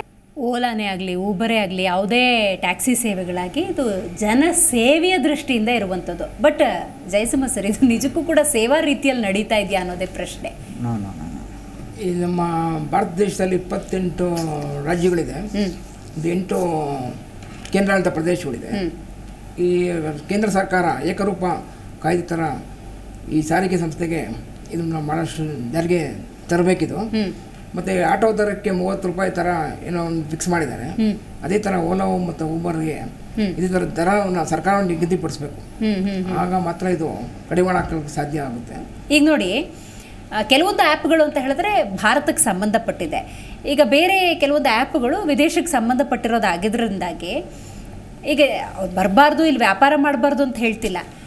ಈ ನಮ್ಮ ಕರುನಾಡಿಗೆ ಅಥವಾ ಭಾರತಕ್ಕೆ ಲಾಭನೇ ಇಲ್ಲ, ಅವ್ರನ್ನ ನಾವು ಅತಿ ಹೆಚ್ಚು ದುಡ್ಡು ಕೊಟ್ಟು ಬೆಳೆಸಿ ಕಳಿಸ್ಕೊಡ್ತಾ ಇದ್ದೀವಿ, ಅಂದರೆ ಅವ್ರ ಅಭಿವೃದ್ಧಿ ನಾವು ಮಾಡ್ತಾ ಇದ್ದೀವಿ ಅಂಥ ಪರಿಸ್ಥಿತಿ ಇದೆ. ಅಲ್ಲಿ ಅಗೇನ್ ಯಾರು ದುಡ್ಡು ಕಳ್ಕೊಳ್ತಿದ್ದಾರೆ? ನಮ್ಮದೇ ಗ್ರಾಹಕರು. ಯಾರಲ್ಲಿ ಅತಿ ಹೆಚ್ಚು ಒತ್ತಡಕ್ಕೊಳಗಾಗ್ತಿದ್ದಾರೆ ಅಂದರೆ ಅದೇ ನಮ್ಮದೇ ಕರುನಾಡಿನ ಅಥವಾ ನಮ್ಮ ಭಾರತದ ಚಾಲಕರಲ್ವ. ಈ ಆಯಾಮದಿಂದ ಹೇಳೋದಾದ್ರೆ ಏನು ಹೇಳ್ತೀರಿ ಅಂತ? ಭಾರತ ಸರ್ಕಾರ ಸುಗ್ರೀವಾಜ್ಞೆ ಮುಖಾಂತರ ತರಬೇಕು ಅಥವಾ ಪಾರ್ಲಿಮೆಂಟಲ್ಲಿ ಇದನ್ನ ಪಾಸ್ ಮಾಡಬೇಕು. ಸರ್ಕಾರಕ್ಕೆ ಪರ್ಯಾಯವಾದಂಥ ಸಾರಿಗೆ ಸಂಸ್ಥೆಯನ್ನು ಪ್ರೈವೇಟ್ನವರು ಸೃಷ್ಟಿ ಮಾಡಿದ್ದಾರೆ ದೇಶದಲ್ಲಿ. ಮತ್ತು ಚಾಲಕರಿಗೆ ಯಾವುದೇ ರೀತಿಯಿಂದ ಸೌಕರ್ಯಗಳಿಗಿಲ್ಲ. ಅವರಿಗೆ LIC ಆಗಲಿ, PF ಆಗಲಿ, ಸರ್ಕಾರದಿಂದ ಯಾವುದೇ ರೀತಿಯಿಂದ ಅವರಿಗೆ ಅಪಘಾತಗಳು ಆದರೆ ಯಾವುದೇ ಪರಿಹಾರಗಳು ಕೊಡಲ್ಲ. ಮತ್ತು ಖಾಸಗಿ ಚಾಲಕರು ಮತ್ತು ಖಾಸಗಿ ಸಂಸ್ಥೆಗಳಿಗೆ ಅಡಿಯಾಳೆಯಾಗಿ ಕೆಲಸ ಮಾಡುವಂಥ ಒಂದು ದುಸ್ಥಿತಿ ದೇಶದಲ್ಲಿದೆ. ಸರ್ಕಾರ ಇದ್ರ ಬಗ್ಗೆ ಸೂಕ್ತವಾದಂಥ ಕ್ರಮ ತಗೊಳ್ಬೇಕು. ಮತ್ತು 2,50,000 ಜನ ಇದ್ರಲ್ಲಿ ಓಡಾಡ್ತಾರೆ ಅಂತ ಹೇಳ್ತಾರೆ. ಮತ್ತು 2,500 ಕೋಟಿ ರೂಪಾಯಿ ಇಲ್ಲಿ ವ್ಯವಹಾರಗಳು ವಹಿವಾಟು ನಡೀತದೆ. ಇಷ್ಟೊಂದು ದೊಡ್ಡ ಪ್ರಮಾಣದಲ್ಲಿ ವ್ಯವಹಾರ ನಡೆದಾಗ ಖಾಸಗಿಯವ್ರದ್ದು ಜಾಸ್ತಿ ಮೇಲ್ಪಂಕ್ತಿಗೆ ಹೋಗ್ತಾರೆ. ಮತ್ತು ಕೆಳಗೆ ದುಡಿಯುವಂಥ ವರ್ಗ ಚಾಲಕರಿಗೆ ಯಾವುದೇ ರೀತಿಯಿಂದ ಇಲ್ಲಿ ಸಮಸ್ಯೆಗಳಿಗೆ ಪರಿಹಾರಗಳನ್ನು ಕೇಂದ್ರ ಸರ್ಕಾರ, ರಾಜ್ಯ ಸರ್ಕಾರಗಳನ್ನು ನೀಡ್ತಿಲ್ಲ. ಮತ್ತು ಅಂತಿಮವಾಗಿ ಪ್ರಯಾಣಿಕರೇ ಇದಕ್ಕೆ ಹೊಣೆಗಾರರಾಗಿ ದುಡ್ಡನ್ನು ತೆಗ್ತಾ ಇರ್ತಾರೆ. ಅವರು ಶ್ರೀಮಂತರಾಗಿ ಮಾಡುವಂಥ ಒಂದು ವ್ಯವಸ್ಥೆ ಈ ಓಲಾ ಊಬರ್ಗಳಿಗೆ ಈ ಸರ್ಕಾರಗಳೇ ಮಾಡಿಕೊಡ್ತಾ ಇದೆ. Right sir. ದುರಂತ ಏನು ಗೊತ್ತಾ ಸರ್, ನನಗೆ ಆಶ್ಚರ್ಯ ಅಂತ ಅನ್ಸೋದೇನು ಅಂದರೆ, ರೋಗ ಬಂದ ಮೇಲೆ ಮೆಡಿಸಿನ್ ತಗೊಳ್ಳೋದು ನಮ್ಮ ಭಾರತದಲ್ಲಿ. ಈಗ ಇದು ಏನೋ ಒಂದು ಸ್ವಲ್ಪ ಹಂತದಲ್ಲಿ ಏನೋ ಶೀತ ಬಂದಿದೆ, ನೆಗಡಿ ಬಂದಿದೆ ಅಂತಾಗಲಿ ಏನೋ ಸಣ್ಣ ಪುಟ್ಟ ಮನೆ ಮದ್ದು ಮಾಡ್ಕೊಂಡ್ಬಿಟ್ರೆ ಪರಿಹಾರ ಆಗುತ್ತೇನೋ, ಇದು ಉಲ್ಬಣ ಆಗಿ ನಮ್ಮಲ್ಲಿ ಕೊರತೆ ಏನಿದೆ, ಕೊರತೆ ನಮ್ಮ ಸಂಬಂಧಿಕ ಅದನ್ನು ನಿಭಾಯಿಸ್ತಾನೋ ಅಥವಾ ಬೇರೆ ವ್ಯಕ್ತಿ ಅದನ್ನ ಕೊರತೆನೇ ನೀಗಿಸ್ತಾನೋ ಅಂತ ಗೊತ್ತಿಲ್ಲ. ಆ ಕೊರತೆನ ನಮ್ಮ ಕಡೆಯಿಂದ ಅದನ್ನೇನು ನಿಭಾಯಿಸ್ಲಿಕ್ಕೆ ಆಗ್ತಾ ಇಲ್ಲ ಅಥವಾ ಸರಿದೂಗಿಸ್ಲಿಕ್ಕೆ ಆಗಲಿಲ್ಲ. ಇನ್ನೊಬ್ಬ ಯಾರೋ ವ್ಯಕ್ತಿ ಬಂದು ವಾಸಿ ಮಾಡ್ತಾನೆ ಅಂತಂದ್ರೆ ಬಂದು ಆಯ್ತು ಅಕ್ಸೆಪ್ಟ್ ಮಾಡ್ಕೊತಾ ಇದೀವಿ. ಆ ಅಕ್ಸೆಪ್ಟೆನ್ಸಿ ಗುಣ ಭಾರತೀಯರಲ್ಲಿ ತುಂಬಾ ವಿರಳವಾಗಿದೆ, ತುಂಬಾ ಜಾಸ್ತಿ ಇದೆ ಅಂತ ಹೇಳ್ಬೋದು. ಮೇಡಮ್, ಇಲ್ಲಿ ಓಲಾ ಊಬರು ಮತ್ತೊಂದು ಇಲ್ಲಿ ನೋಡಿ, ಬಡವರು ಕೂಡ ಯಾರು ಅಂತ ಈ ಬಸ್ ಇದು ಮೆಟ್ರೋದಲ್ಲೋ ಅಥವಾ BMTCನೋ ಅಥವಾ KSRTCನೋ ಕ್ಯಾಚ್ ಮಾಡ್ಕೊಂಡು ಹೋಗ್ತಾರೆ. ಓಲಾ ಊಬರ್ ಅನ್ನ ಜಾಸ್ತಿ ಬಳಸಲ್ಲ. ಇನ್ನು ಈ 3 ವರ್ಗ ನಾನು ಬಳಸ್ತಾ ಇದ್ದೀನಿ. ಒಂದು ಬಡವರ ವರ್ಗ, ಒಂದು ಮಧ್ಯಮ ವರ್ಗ, ಒಂದು ಶ್ರೀಮಂತರ. ಶ್ರೀಮಂತರಿಗೆ ಇದ್ರದ್ದೇನು ಎಫೆಕ್ಟ್ ಆಗಲ್ಲ, ಯಾಕಂತ ಹೇಳಿ ಅವ್ರು ಜಾಸ್ತಿ ಬಳಸೋದೇ ಬಹಳ ಅಪರೂಪ. ಸೊ ಯಾಕಂದ್ರೆ ಪ್ರೆಸ್ಟಿಜಿಯಸ್ ಇಶ್ಯೂ ಇರುತ್ತೆ. ಏರ್ಪೋರ್ಟ್ ಹೇಳಿದ್ರೆ ಗಾಡಿ ತಗೊಂಬ ಅಂತ ಡ್ರೈವರ್ಗೆ ಹೇಳ್ತಾರೆ. ಇಲ್ಲ ಓಲಾ ಊಬರಲ್ಲಿ ಬರ್ತದಂದ್ರೆ ಸೊ ಐ ಆಮ್ ಇದು ವೈ ಥಿಂಕ್ ಅಬೌಟ್ ಮೀ ಅಂತಾರೆ. ಸೊ ಇಲ್ಲಿ ಬಡವರು ಏನ್ ಮಾಡ್ತಾರೆ, KSRTC ಬಸ್ಸಲ್ಲೋ BMTCನೋ ಮೆಟ್ರೋ ಟ್ರೈನ್ ವಗೇರೆ ಹೋಗ್ತಾರೆ. ಇಲ್ಲಿ ನೇರವಾಗಿ ಹೊಡೆತ ಬೀಳ್ತಾ ಇರೋದು ಮಧ್ಯಮ ವರ್ಗದವ್ರಿಗೆ. ಮಧ್ಯಮ ವರ್ಗದವರು ತೆಗೆದುಕೊಂಡು ಕಂಪ್ನಿ ಒಂದು ಸೇರನ್ನು ಇಟ್ಕೊಳುತ್ತೆ. ಒಂದು ಪಾಲು ಆ ಚಾಲಕರಿಗೆ ಅಥವಾ ಗಾಡಿ ಓನರ್ ಯಾರು ಇರ್ತಾರೆ ಅವ್ರಿಗೆ ಒಂದು ಪಾಲು ಕೊಡುತ್ತೆ, ಸರ್ಕಾರಕ್ಕೆ ಒಂದು ಪಾಲು ಬರುತ್ತೆ. 4 ಪಾಲುಗಳು ಆಗ್ತಾ ಇದಾವೆ ಇದರಲ್ಲಿ. ನಾವು ಕೊಟ್ಟಿರ್ತಕ್ಕಂಥ 100 ರೂಪಾಯಿದಲ್ಲಿ ಒಂದು ಪಾಲು ಚಾಲಕನಿಗೆ ಹೋಗುತ್ತೆ, ಇನ್ನೊಂದು ಪಾಲು ಗಾಡಿ ಓನರ್ಗೆ ಹೋಗುತ್ತೆ, ಇನ್ನೊಂದು ಪಾಲು ಯಾವ ಓನರ್ ಇರ್ತಾನೆ ಓಲಾ ಊಬರ್ ಅವ್ರಿಗೆ ಹೋಗುತ್ತೆ, ಇನ್ನೊಂದು ಪಾಲು ಸರ್ಕಾರಕ್ಕೆ ಹೋಗುತ್ತೆ. 4 ಪಾಲು ಹಂಚಿ ಹೋಗುತ್ತೆ. ಸೊ ಹೀಗಿದ್ದಾಗ ಆಬ್ವಿಯಸ್ಲಿ ₹1 ಮಾಡಿದರೆ 25 ಪೈಸೆ 25 ಪೈಸೆ ಬಳಸ್ಕೋಬೋದಲ್ಲ. ಹಾಗಾಗಿ ರೈಸ್ ಮಾಡ್ಕೊತ ಹೋಗ್ತಾ ಇದ್ದಾರೆ. ಸರ್ ಹೇಳ್ದಂಗೆ ನಾನು ಆವಾಗಲೇ ಕ್ವಶನ್ ರೈಸ್ ಮಾಡಿದೆ, ಒಂದಿಷ್ಟಂತ ನಿಗದಿ ಮಾಡಿಬಿಡಿ ದರನ, 1 ಕಿಲೋಮೀಟರ್ಗೆ ಇಷ್ಟು ಅಲ್ವಾ. ಸೊ ಒಂದು 1 to 4 5 ಕಿಲೋಮೀಟರ್ ಹೇಳಿದ ಪಾಯಿಂಟಿಗೆ ಬರೋದಾದ್ರೆ ಮಧ್ಯಮ ವರ್ಗ ಅಂದಾಗ ಆಟೋದವ್ರ ಹತ್ರ ಬೇಕಾದ್ರೆ ಜಗಳಾಡ್ಬಿಟ್ಟು ಏನ್ರಿ ಇಷ್ಟು ಅಂತ ಕೇಳ್ತಾರೆ. ಹೌದು, ಅದಕ್ಕೆಲ್ಲ ಕಾರಣ ಅವ್ರು ನಿಯತ್ತಾಗಿದ್ರೆ, ಅವರು ಪ್ರಾಮಾಣಿಕರಾಗಿದ್ರೆ, ಅವರು ನ್ಯಾಯಯುತವಾದ ಬೆಲೆಯನ್ನ ಗ್ರಾಹಕರಿಗೆ ಕೊಟ್ಟಿದ್ರೆ ಇವತ್ತು ಓಲಾ ಉಬರ್ದಂತ ಇದು ಬರೋ ಅವಶ್ಯಕತೆ ಇರಲಿಲ್ಲ. ಅದು ಬರ್ಲಿಕ್ಕೆಲ್ಲ ಕಾರಣ ಅವರೇ. ಒಂದು ಕಾರಣ, ಒಂದು ದೃಷ್ಟಿಕೋನ ನೋಡ್ಕೊಂಡಾಗ ಎಲ್ಲರೂ ಹಾಗಿಲ್ಲ, ಎಲ್ಲರೂ ಆಟೋ ಚಾಲಕರು ಎಲ್ಲರೂ ಆಲ್ಮೋಸ್ಟ್ ಅಲ್ಲ ಸರ್, ಹೇಳಿದ್ದು ಆಲ್ಮೋಸ್ಟ್ ನಾವು ಬೆಂಗಳೂರು ನಗರದಲ್ಲಿ ಇರ್ತಕ್ಕಂಥದ್ದು ಒಂದು 80, 100, 150 ಅನ್ನದ ಮಾರ್ಗ ಆಗಿದೆ ಕಾರ್ಮಿಕರಿಗೆ. ಓಕೆನಾ, ಒಂದು 80, 100, 200 ಸ್ಟ್ಯಾಂಡ್ಗಳು ಇರ್ಬೋದು. ಒಂದು ಸ್ಟ್ಯಾಂಡ್ ಅಲ್ಲಿ 10 ಆಟೋ ಹಾಕೊಂಡು 100 ಸ್ಟ್ಯಾಂಡ್ಗಳಿಗೆ 1000, ಆದ್ರೆ 2.5 ಲಕ್ಷ ಆಟೋಗಳಿರೋದು ಬೆಂಗಳೂರಲ್ಲಿ ಪ್ರತಿನಿತ್ಯ ಸೇವೆ ನೀಡುವಂತದ್ದು. 2.5 ಲಕ್ಷದಲ್ಲಿ 1.5 ಲಕ್ಷ ಚಾಲಕರಿಗೆ ಯಾರ್ದು ಸಮಸ್ಯೆ ಇಲ್ಲ. ಯಾರೋ 2,000 ಚಾಲಕರು ಮಾಡುವಂತ ಸಮಸ್ಯೆಗೆ ಎಲ್ಲಾ ಚಾಲಕರು ನಾವು ತಪ್ಪು ಅಂತ ಹೇಳಕ್ಕಾಗಲ್ಲ. ಬಟ್ ಬಂದ್ಬಿಡಿ ಅದೇ ಈಗ ಕೇಳಿ, ಈಗ ಆಟೋನ ಪ್ರಶ್ನೆ ಮಾಡ್ತೀರಿ, ಈಗ ಆಟೋ ಚಾಲಕನ ಪ್ರಶ್ನೆ ಮಾಡ್ಬಿಟ್ರಿ. ಈಗ ಓಲಾದಲ್ಲಿ ಊಬರಲ್ಲಿ ಮಳೆ ಬಂದಾಗ ನೀವು ಬೆಳಿಗ್ಗೆ ನಿಮ್ಮ ಮನೆಯಿಂದ ಇಲ್ಲಿಗೆ ಬರ್ಬೇಕಾದ್ರೆ ₹200 ಕೊಟ್ಟಿದ್ರಿ. ಮಳೆ ಬಂದಾಗ ನೀವು ವಾಪಸ್ ಮನೆಗೆ ಹೋಗ್ಬೇಕು, ನಿಮ್ಗೆ ಗೊತ್ತಿರಲ್ಲ, ಇಲ್ಲ ಗೊತ್ತಿದ್ದೋ ಸರ್ಚಾರ್ಜ್ ಹಾಕಿರ್ತಾನೆ, 450-500 ಕೊಡ್ತೀರಿ. ಅವಾಗ ಯಾಕೆ ಓಲಾ ಊಬರ್ ಸಂಸ್ಥೆ ತೋರಿಸುತ್ತದೋ ಇಷ್ಟಾಗುತ್ತೆ ಅಮೌಂಟ್ ಅಂತ. ಅದೇ ಹೇಳಿದ್ದು. ಇದು ಸಿಸ್ಟಮ್ ಹೇಗಿದೆ ಅಂದ್ರೆ ಅಲ್ಲಿ ಜಾಸ್ತಿನೇ ಕೊಟ್ಟಿದ್ದೀರಿ, ಯಾರಿಗೂ ಬೈತಾ ಇಲ್ಲ. ₹20 ಜಾಸ್ತಿ ಕೇಳಿದ್ದಕ್ಕೆ ಇವತ್ತು 2,000 ಜನ ಜಾಸ್ತಿ ಕೇಳಿರ್ಬೋದು. ನಾವು ಅವ್ರಿಗೆ ಪ್ರಚೋದನೆ ಕೊಡ್ತಾ ಇಲ್ಲ. ಪ್ರಾಮಾಣಿಕವಾಗಿ ಸರ್ಕಾರ ನಿಗದಿಪಡಿಸಿರ್ತಕ್ಕಂಥ ದರದಲ್ಲಿ ಮೀಟರ್ ಕೊಟ್ಟಿದ್ದಾರೆ, ಅದನ್ನ ಹಾಕೊಂಡು ನೀವು ಸೇವೆ ನೀಡಿರ್ತೀವಿ. ಸರ್ ಈಗ ಅಲ್ಲಿ ನೆಗೋಷಿಯಬಲ್ ಮಾಡ್ಲಿಕ್ಕೆ ಆಟೋದರ ಜೊತೆ ಪ್ರಾವಿಷನ್ ಇದೆ, ನಾವು ಮಾಡ್ತಾ ಇದೀವಿ. ಓಲಾ ಉಬರ್ದಲ್ಲಿ ಆ ಟೆಕ್ನಾಲಜಿ ಇಷ್ಟಂತ ತೋರಿಸ್ತಾ ಇದೆ, ನಮ್ದೇನಿಲ್ಲ ಸರ್ ಅಂತ ಹೇಳ್ತಾನೆ. ವಿಚಾರ ಏನ್ ತೆಗ್ದಿರಲ್ಲ ಈ ಹಿಂದೆ ಒಬ್ಬ ಪ್ರತಾಪ್ ಅಂತ ಹೇಳಿ ಸಜೀವ ದಹನನೇ ಆಗೋಗ್ಬಿಟ್ಟಿದ್ದಾನೆ ಏರ್ಪೋರ್ಟ್ ಅಲ್ಲಿ. ಆತ ಸಜೀವ ದಹನ ಆಗಿದ್ದ ದಿನದಿಂದ ಒಂದು 2 days ತುಂಬಾ ಇಂಪ್ಲಿಮೆಂಟ್ ಮಾಡೋದಕ್ಕೆ ಆಗಿನ ಸಂದರ್ಭದಲ್ಲಿ ಅಧಿಕಾರಿಗಳು ತುಂಬಾ ಓಡಾಡಿದ್ರು. ಯಾಕೆ ಅಂದ್ರೆ ಎಲ್ಲಿ ಡ್ರೈವರ್ಸ್ಗಳೆಲ್ಲ ಗಲಾಟೆ ಮಾಡ್ತಾರೋ, ಎಲ್ಲಿ ಏರ್ಪೋರ್ಟ್ ಮುತ್ತಿಗೆ ಹಾಕ್ತಾರೋ, ಎಲ್ಲಿ ಸಿಟಿಂಗ್ ನುಗ್ತಾರೋ, ಎಲ್ಲಿ ಯಾವ್ಯಾವ ರೋಡ್ಗಳನ್ನ ಗಾಡಿಗಳು ಅಡ್ಡ ಹಾಕಿ ನಿಲ್ಲಿಸ್ತಾರೋ ಅಂತೇಳಿ ಭಯ ಬಿದ್ದು ಇಮಿಡಿಯೇಟ್ಲಿ ಸ್ವಲ್ಪ ಪ್ರೋಸೆಸ್ಗಳನ್ನ ಮಾಡಿ ಈ ರೇಟಲ್ಲಿ ಎಲ್ಲ ಆ್ಯಪ್ ಆಧಾರಿತ ಸಂಸ್ಥೆಗಳು ರನ್ ಮಾಡಬೇಕು ಅಂತ ಹೇಳಿ ತಂದ್ಬಿಟ್ರು.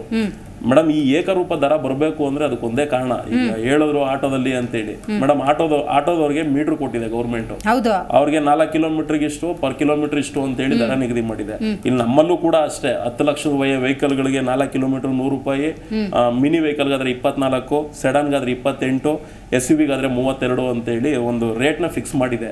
ಮೇಡಮ್ ಈಗ ಸರ್ಕಾರ, ಈಗ ರಾಮಲಿಂಗಾರೆಡ್ಡಿ ಅವರು ಹೇಳಿದ್ರು, ಹಿಂದೆ ಇದ್ದಂತ ಸರ್ಕಾರದಲ್ಲೂ ಕೂಡ ಹೇಳಿದ್ರು, ಸಮ್ಮಿಶ್ರ ಸರ್ಕಾರ ಇದ್ದಾಗಲೂ ಕೂಡ ಆಗ್ಲೂ ಹೇಳಿದ್ರು, ಆದ್ರೆ ಹಿಂದೆ ಇದ್ದ ಸರ್ಕಾರ ಬಿಜೆಪಿ ಗೌರ್ಮೆಂಟ್ ಇದ್ದಾಗಲೂ ಹೇಳಿದ್ರು ನಾವು ಸರ್ಕಾರದ ಕಡೆಯಿಂದ ಆ್ಯಪ್ ತರ್ತೀವಿ ಅಂತ. ಈಗಲೂ ಆ್ಯಪ್ ತರೋದ್ರಲ್ಲೇ ಇದ್ದಾರೆ, ತಂದ್ರೂ ಕೂಡ ಯಾವುದೇ ಆಗ್ಲಿ ಸರ್ಕಾರದಿಂದ ಏನೂ ನಡೀತಾ ಇಲ್ಲ. ಇವ್ರು ಏನ್ ಮಾಡ್ತಾರೆ, ಟೆಂಡರ್ ಕೊಡ್ತಾ ಇದಾರೆ, ಆ ಟೆಂಡರ್ ಮುಖಾಂತರ ಯಾರು ನಡೆಸೋದಕ್ಕೆ ಬರ್ತಾರೆ ಅವನು ಮತ್ತೆ ಅದೇ ಸುಲ್ಗೆಗೆ ಬರೋದು. ಇಲ್ಲಿ ಬೆಟರ್ ಆಪ್ಷನ್ ಏನ್ ಗೊತ್ತಾ ಮೇಡಮ್, ಈ ಹೆಂಗೆ ಬೇರೆ ರಾಜ್ಯಗಳಿಗೆ ಹೋದಾಗ ಅಲ್ಲಿ ಹೆಂಗೆ ಮೀಟರ್ ಟ್ಯಾಕ್ಸಿಗಳಿದಾವೆ, ಇಲ್ಲೂ ಕೂಡ ಸರ್ಕಾರನೇ ಮೀಟರ್ಗಳನ್ನ ಕೊಡೋ, ಈಗ ಹೆಂಗ್ ಆಟೋಗಳಿಗೆ ಮೀಟರ್ ಕೊಡೋದಕ್ಕೆ ಶುರು ಮಾಡಿದ್ದಾರೆ, ಹಂಗೆ ಡಿಜಿಟಲ್ ಮೀಟರ್ಗಳನ್ನ ಅಳವಡಿಸ್ಕೊಳ್ಳೋ ಅಂತ ರೀತಿಯಲ್ಲಿ ಟ್ಯಾಕ್ಸಿ ಓಡಿಸುವಂತವ್ರಿಗೆ ಯಾರಿಗ ಅನುಕೂಲ ಆಗುತ್ತೆ ನೀವು ಟ್ಯಾಕ್ಸಿ ಮೀಟರ್ಗಳನ್ನ ಹಾಕೊಳ್ಳಿ. ಪಬ್ಲಿಕ್ ಅವೇರ್ನೆಸ್ ಮೂಡಿಸೋದಕ್ಕೆ ಸಾರಿಗೆ ಇಲಾಖೆನೆ ಅದ್ರ ಬಗ್ಗೆ ಪತ್ರಿಕೆ ಸ್ಟೇಟ್ಮೆಂಟ್ ಏನೇನು ಅಡ್ವರ್ಟೈಸ್ ಮಾಡ್ತಾರೆ. ಮಾಡಿದ್ರೆ ಈಗ ಅವ್ರು ಹೇಳಿದ್ರಲ್ಲ ಆಟೋದವ್ರ ಹತ್ರ ನಾವು ಬರ್ಡನ್ ಮಾತಾಡ್ಬೋದು ಕೇಳ್ಬೋದು ಅಂತೇಳಿ, ಇವನ್ ಟ್ಯಾಕ್ಸಿ ಅವರು ಅಷ್ಟೇ ಮೀಟರ್ ಹಾಕ್ತಾರೆ, ಡಿಜಿಟಲ್ ಮೀಟರ್ ಅಲ್ಲಿ ಶೋ ಅಪ್ ಆಗುತ್ತೆ. ಅದಕ್ಕೆ ಏನ್ ಬೇಕೋ ಆ ವ್ಯವಸ್ಥೆನ ಸರ್ಕಾರ ಮಾಡ್ಕೊಟ್ಬಿಟ್ರೆ ಇವ್ರು ಯಾವ ಆ್ಯಪ್ ತರೋದು ಬೇಡ, ಏನು ಬೇಕಾಗಿಲ್ಲ ಮೇಡಮ್. ಇನ್ನ ಈ ಹೊರಗಡೆ ಬಂದಿರುವಂತ ಓಲಾ ಊಬರ್ ರ್ಯಾಪಿಡೋನ ಇವೆಲ್ಲ ಏನಿದಾವೆ, ಕೆಲವೊಂದು ಲೈಸೆನ್ಸ್ ತಗೊಂಡಿದಾವೆ, ಕೆಲವೊಂದು ಲೈಸೆನ್ಸ್ ತಗೊಂಡಿಲ್ಲ. ಈಗ ಉದಾಹರಣೆಗೆ ರ್ಯಾಪಿಡೋ ಲೈಸೆನ್ಸ್ ತಗೊಂಡಿದೆ ಅಂತಾರೆ ಕೆಲವರು, ಅಧಿಕಾರಿಗಳು ತಗೊಂಡಿಲ್ಲ ಅಂತಾರೆ. ಆದ್ರೂ ಪೊಲೀಸ್ನವ್ರಿಗೆ ಹೆಲ್ಮೆಟ್ ಕೊಡ್ತಾರೆ ಅಂದ್ರೆ ಸಾಕು, ಪೊಲೀಸ್ನವ್ರ ರ್ಯಾಪಿಡೋ ಹೆಲ್ಮೆಟ್ ಅನ್ನ ಹಾಕೊಂಡು ಅವರೇ ಜಾಹೀರಾತು ಮಾಡ್ತಾ ಇದ್ದಾರೆ. ಅಂದ್ರೆ ಈ ಪರಿಸ್ಥಿತಿಗೆ ಹೋಗ್ಬಿಟ್ಟಿದೆ. ಇಲ್ಲ ಅದಕ್ಕೋಸ್ಕರ ನಾವ್ ಹೇಳೋದು ಸರ್ಕಾರದ ಕಡೆಯಿಂದ ಆಟೋಗಳು ಹೆಂಗೆ ಪ್ರತ್ಯೇಕವಾಗಿ ಮೀಟರ್ ಕೊಡುವಂತ ವ್ಯವಸ್ಥೆ ಮಾಡಿದೀರಾ, ಹಂಗೆ ಈ ಹಿಂದೆ ಮೇರು ಮೆಗಾ ಅಂತ ಹೇಳಿ ಟ್ಯಾಕ್ಸಿಗಳೆಲ್ಲ ಇದ್ದಾವೆ, ಈಗಲೂ ಓಡ್ತಾ ಇದಾವೆ KSDC ಎಲ್ಲ, ಅವರೆಲ್ಲ ಡಿಜಿಟಲ್ ಮೀಟರ್ ಅಲ್ಲೇ ರನ್ ಮಾಡ್ತಾ ಇರೋದು. ಇದೇ ದರದಲ್ಲೇ ಅನುಕೂಲ ಆಗುವಂತ ರೀತಿಯಲ್ಲಿ ಲೋಕಲ್ ಟ್ಯಾಕ್ಸಿಗಳಿಗೂ ಕೂಡ ಇಂಪ್ಲಿಮೆಂಟ್ ಮಾಡ್ಕೊಟ್ಬಿಟ್ಟು ನೀವು ಇದ್ರಲ್ಲಿ ಮಾಡ್ಕೊಂಡು ಹೋಗ್ರಪ್ಪ ಅಂದ್ರೆ ಈ ಕಸ್ಟಮರ್ಗೆ ಯಾವ್ದು ಕಂಫರ್ಟಬಲ್ ಅನ್ಸುತ್ತೆ ಅವ್ರು ಜಾಹೀರಾತು ಕೊಟ್ಟಿರ್ತಾರೆ, ಅದನ್ನ ನೋಡ್ಕೊಂಡು ಮೀಟರ್ ಅಲ್ಲಿ ಬೇಕಾ ಮೀಟರ್ ಅಲ್ಲಿ ಓಡ್ತಾರೆ, ಓಲಾ ಊಬರ್ ಬೇಕಾ ಓಲಾ ಊಬರ್ ಬಳಸೋದಕ್ಕೆ ಟ್ರೈ ಮಾಡ್ತಾರೆ. ಈ ವ್ಯವಸ್ಥೆ ಏನಾದ್ರೂ ಸರ್ಕಾರ ತಂದ್ರೆ ಅನುಕೂಲ ಆಗ್ಬೋದೇ ಹೊರತು, ಯಾಕೆಂದ್ರೆ ಇದರಿಂದ ಸಾವೇ ಆಗೋಗ್ಬಿಟ್ಟಿದೆ, ಸಜೀವ ದಹನನೇ ಆಗೋಗಿದೆ. ಇವತ್ತವರೆಗೂ ಕೂಡ ಸರ್ಕಾರನೇ ಆಗ್ಲಿ ಅಧಿಕಾರಿಗಳೇ ಆಗ್ಲಿ ಸುಮಾರು ಸರ್ಕಾರಗಳು ಬಂದು ಹೋಗ್ಬಿಟ್ಟಿದಾವೆ, ಅವ್ರು ಯಾರು ಇಂಪ್ಲಿಮೆಂಟ್ ಮಾಡಲ್ಲ. ಈಗೇನೋ ರಾಮಲಿಂಗ ರೆಡ್ಡಿ ಅವರು ಹೇಳಿದ್ದಾರೆ ನನ್ನ ಮಗಳು ಏನೋ ಎಲೆಕ್ಷನ್ ಅಲ್ಲಿ ಗೆದ್ರೆ ಒಳ್ಳೇದ್ ಮಾಡ್ಕೊಡ್ತೀನಿ ಅನ್ನೋ ರೀತಿಲಿ. ಅಸಂಘಟಿತ ಕಾರ್ಮಿಕರಿಗೆ ಕಾನೂನಿನ ರಕ್ಷಣೆ ಇಲ್ಲ ಸರ್ ಈ ಭಾರತದಲ್ಲಿ. ಅಸಂಘಟಿತ ಕಾನೂನಿಗೆ ಎಲ್ಲಿ ಕಾನೂನಿನ ರಕ್ಷಣೆ ಇದೆ? ಯಾವ್ದ್ರಲ್ಲೂ ಇಲ್ಲ. ನಾವು ಲೇಬರ್ ಡಿಪಾರ್ಟ್ಮೆಂಟ್ ಕೇಳಿ ನಾವು ಅನ್ನದ ಮಾರ್ಗ ಕಂಡ್ಕೊಳ್ಬೇಕಲ್ಲ, ಒಂದು ಅನ್ನದ ಮಾರ್ಗ ಕಂಡ್ಕೊಳ್ಳೋಕೋಸ್ಕರ ಮಾಡಿದೀವಿ. ಸೊ ಈ ಚಾಲಕರಿಗೆ ಎಷ್ಟು ಜನಕ್ಕೆ ಇನ್ಸೂರೆನ್ಸ್ ಇದೆ, ಎಷ್ಟು ಜನಕ್ಕೆ PF ಮಾಡಿದ್ದಾರೆ, ಅದಕ್ಕೆ ಒಂದು ಹೊಸ ವ್ಯವಸ್ಥೆ ಮಾಡ್ತೀವಿ ಅಂತ ಹೇಳಿದ್ದಾರೆ. ಆಗುವಂತ ರೀತಿಲಿ ಆಗ್ಬೇಕು. ಹಂಗೆಲ್ಲ ಸಾರ್ವಜನಿಕರ ಹಿತದೃಷ್ಟಿಯಿಂದ ಯಾವುದೇ ಕಾನೂನು ಬರೋದಾದ್ರೆ ಇಮಿಡಿಯೇಟ್ ಮಾತಾಡ್ತೀನಿ. ಇಲ್ಲಿ ಕಂಡು ಬರ್ತಿರೋದು ಇಚ್ಛಾಶಕ್ತಿಯ ಕೊರತೆ. ಸರ್ಕಾರಕ್ಕೆ ಕಾನೂನು ಹೆಂಗೆ ಮಾಡಬೇಕು ಅಂತ ಗೊತ್ತು, ಜನರ ಸಾಮಾನ್ಯರಿಗೆ ಬೋರ್ಡನ್ ಆಗದಿರೋ ಹಾಗೆ ಯಾವ ರೀತಿ ವ್ಯವಸ್ಥೆ ಮಾಡಿಕೊಟ್ರೆ ಅನುಕೂಲ ಅನ್ನೋದು ಗೊತ್ತು, ಆದರೆ ಮಾಡ್ತಾ ಇಲ್ಲ ಅನ್ನೋದೇ ಪ್ರಶ್ನೆ. ಯಾವಾಗ ಅನ್ನುವಂಥ ಪ್ರಶ್ನೆಗೆ ಉತ್ತರವನ್ನು ಪಡ್ಕೊಳ್ಳೋಣ. ಟ್ಯಾಕ್ಸಿ ದರದ ಕುರಿತಂತೆ ನಾವು ಮಾತಾಡ್ತಾ ಇದ್ವಿ ತಂದೆ ಸರ್, ಈಗಾಗಲೇ ನಾವು ಮಾತಾಡ್ತಾ ಇದ್ವಿ. ಆಗಲೇ ಮಹಂತಗೌಡರು ಒಂದು ಪಾಯಿಂಟ್ ರೈಸ್ ಮಾಡಿದ್ರು. ಆಟೋದವ್ರ ಹತ್ರ ನಾವು ಪ್ರಶ್ನೆ ಮಾಡ್ಬೋದು, 20-25 ರೂಪಾಯಿ ಎಕ್ಸ್ಟ್ರಾ ಕೇಳಿದ್ರೆ ಆಟೋದವರು ಹೌದು ಬಿಡು ಪಾಪ ಮಳೆ ಗಾಳಿ ಅವರು ಕಷ್ಟಪಡ್ತಿದ್ದಾರೆ ಅಂತ ಜನರೇ ಕೊಡ್ತಾರೆ. ಆಗಿಲ್ಲ ಅಂದ್ರೂ ಅವ್ರ ಪಾಪ ಓಪನ್ ಆಗಿ ಹೇಳ್ತಾರೆ ಇಲ್ಲ ಸರ್ ಆಗಲ್ಲ, ಮೀಟ್ರ್ ಎಷ್ಟಿದೆ ಅಷ್ಟು ಬರ್ತೀವಿ ಅಂತ. ಬಟ್ ಟ್ಯಾಕ್ಸಿ ಅವ್ರ ಹತ್ರ ಇದನ್ನ ಚರ್ಚೆ ಮಾಡೋಕ್ಕೆ ಸಾಧ್ಯ ಇಲ್ಲ ಅಂತ ಇಲ್ಲ.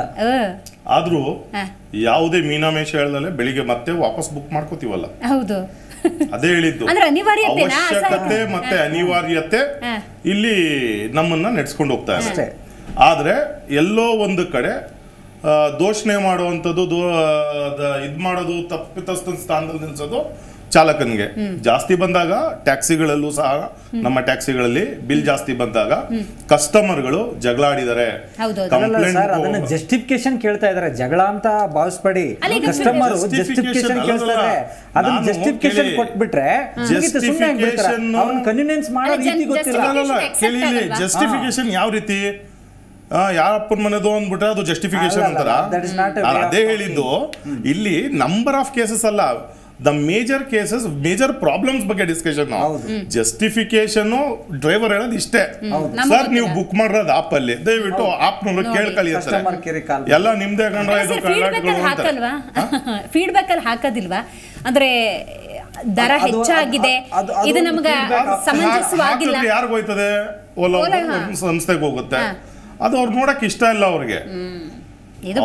ಅದೇ ಏನಾದ್ರು ಚಾಲಕನ ಬಗ್ಗೆ ಅವನು ದರ ಹೆಚ್ಚು ಕಡಿಮೆ ಆಗಿ ಜಗಳ ಆಡಿದ್ರು ಕೊನೆಗೆ ಅವನಿಗೆ ಆಪ್ಷನ್ ಏನ್ ಬರೋದು ಗೊತ್ತಾ?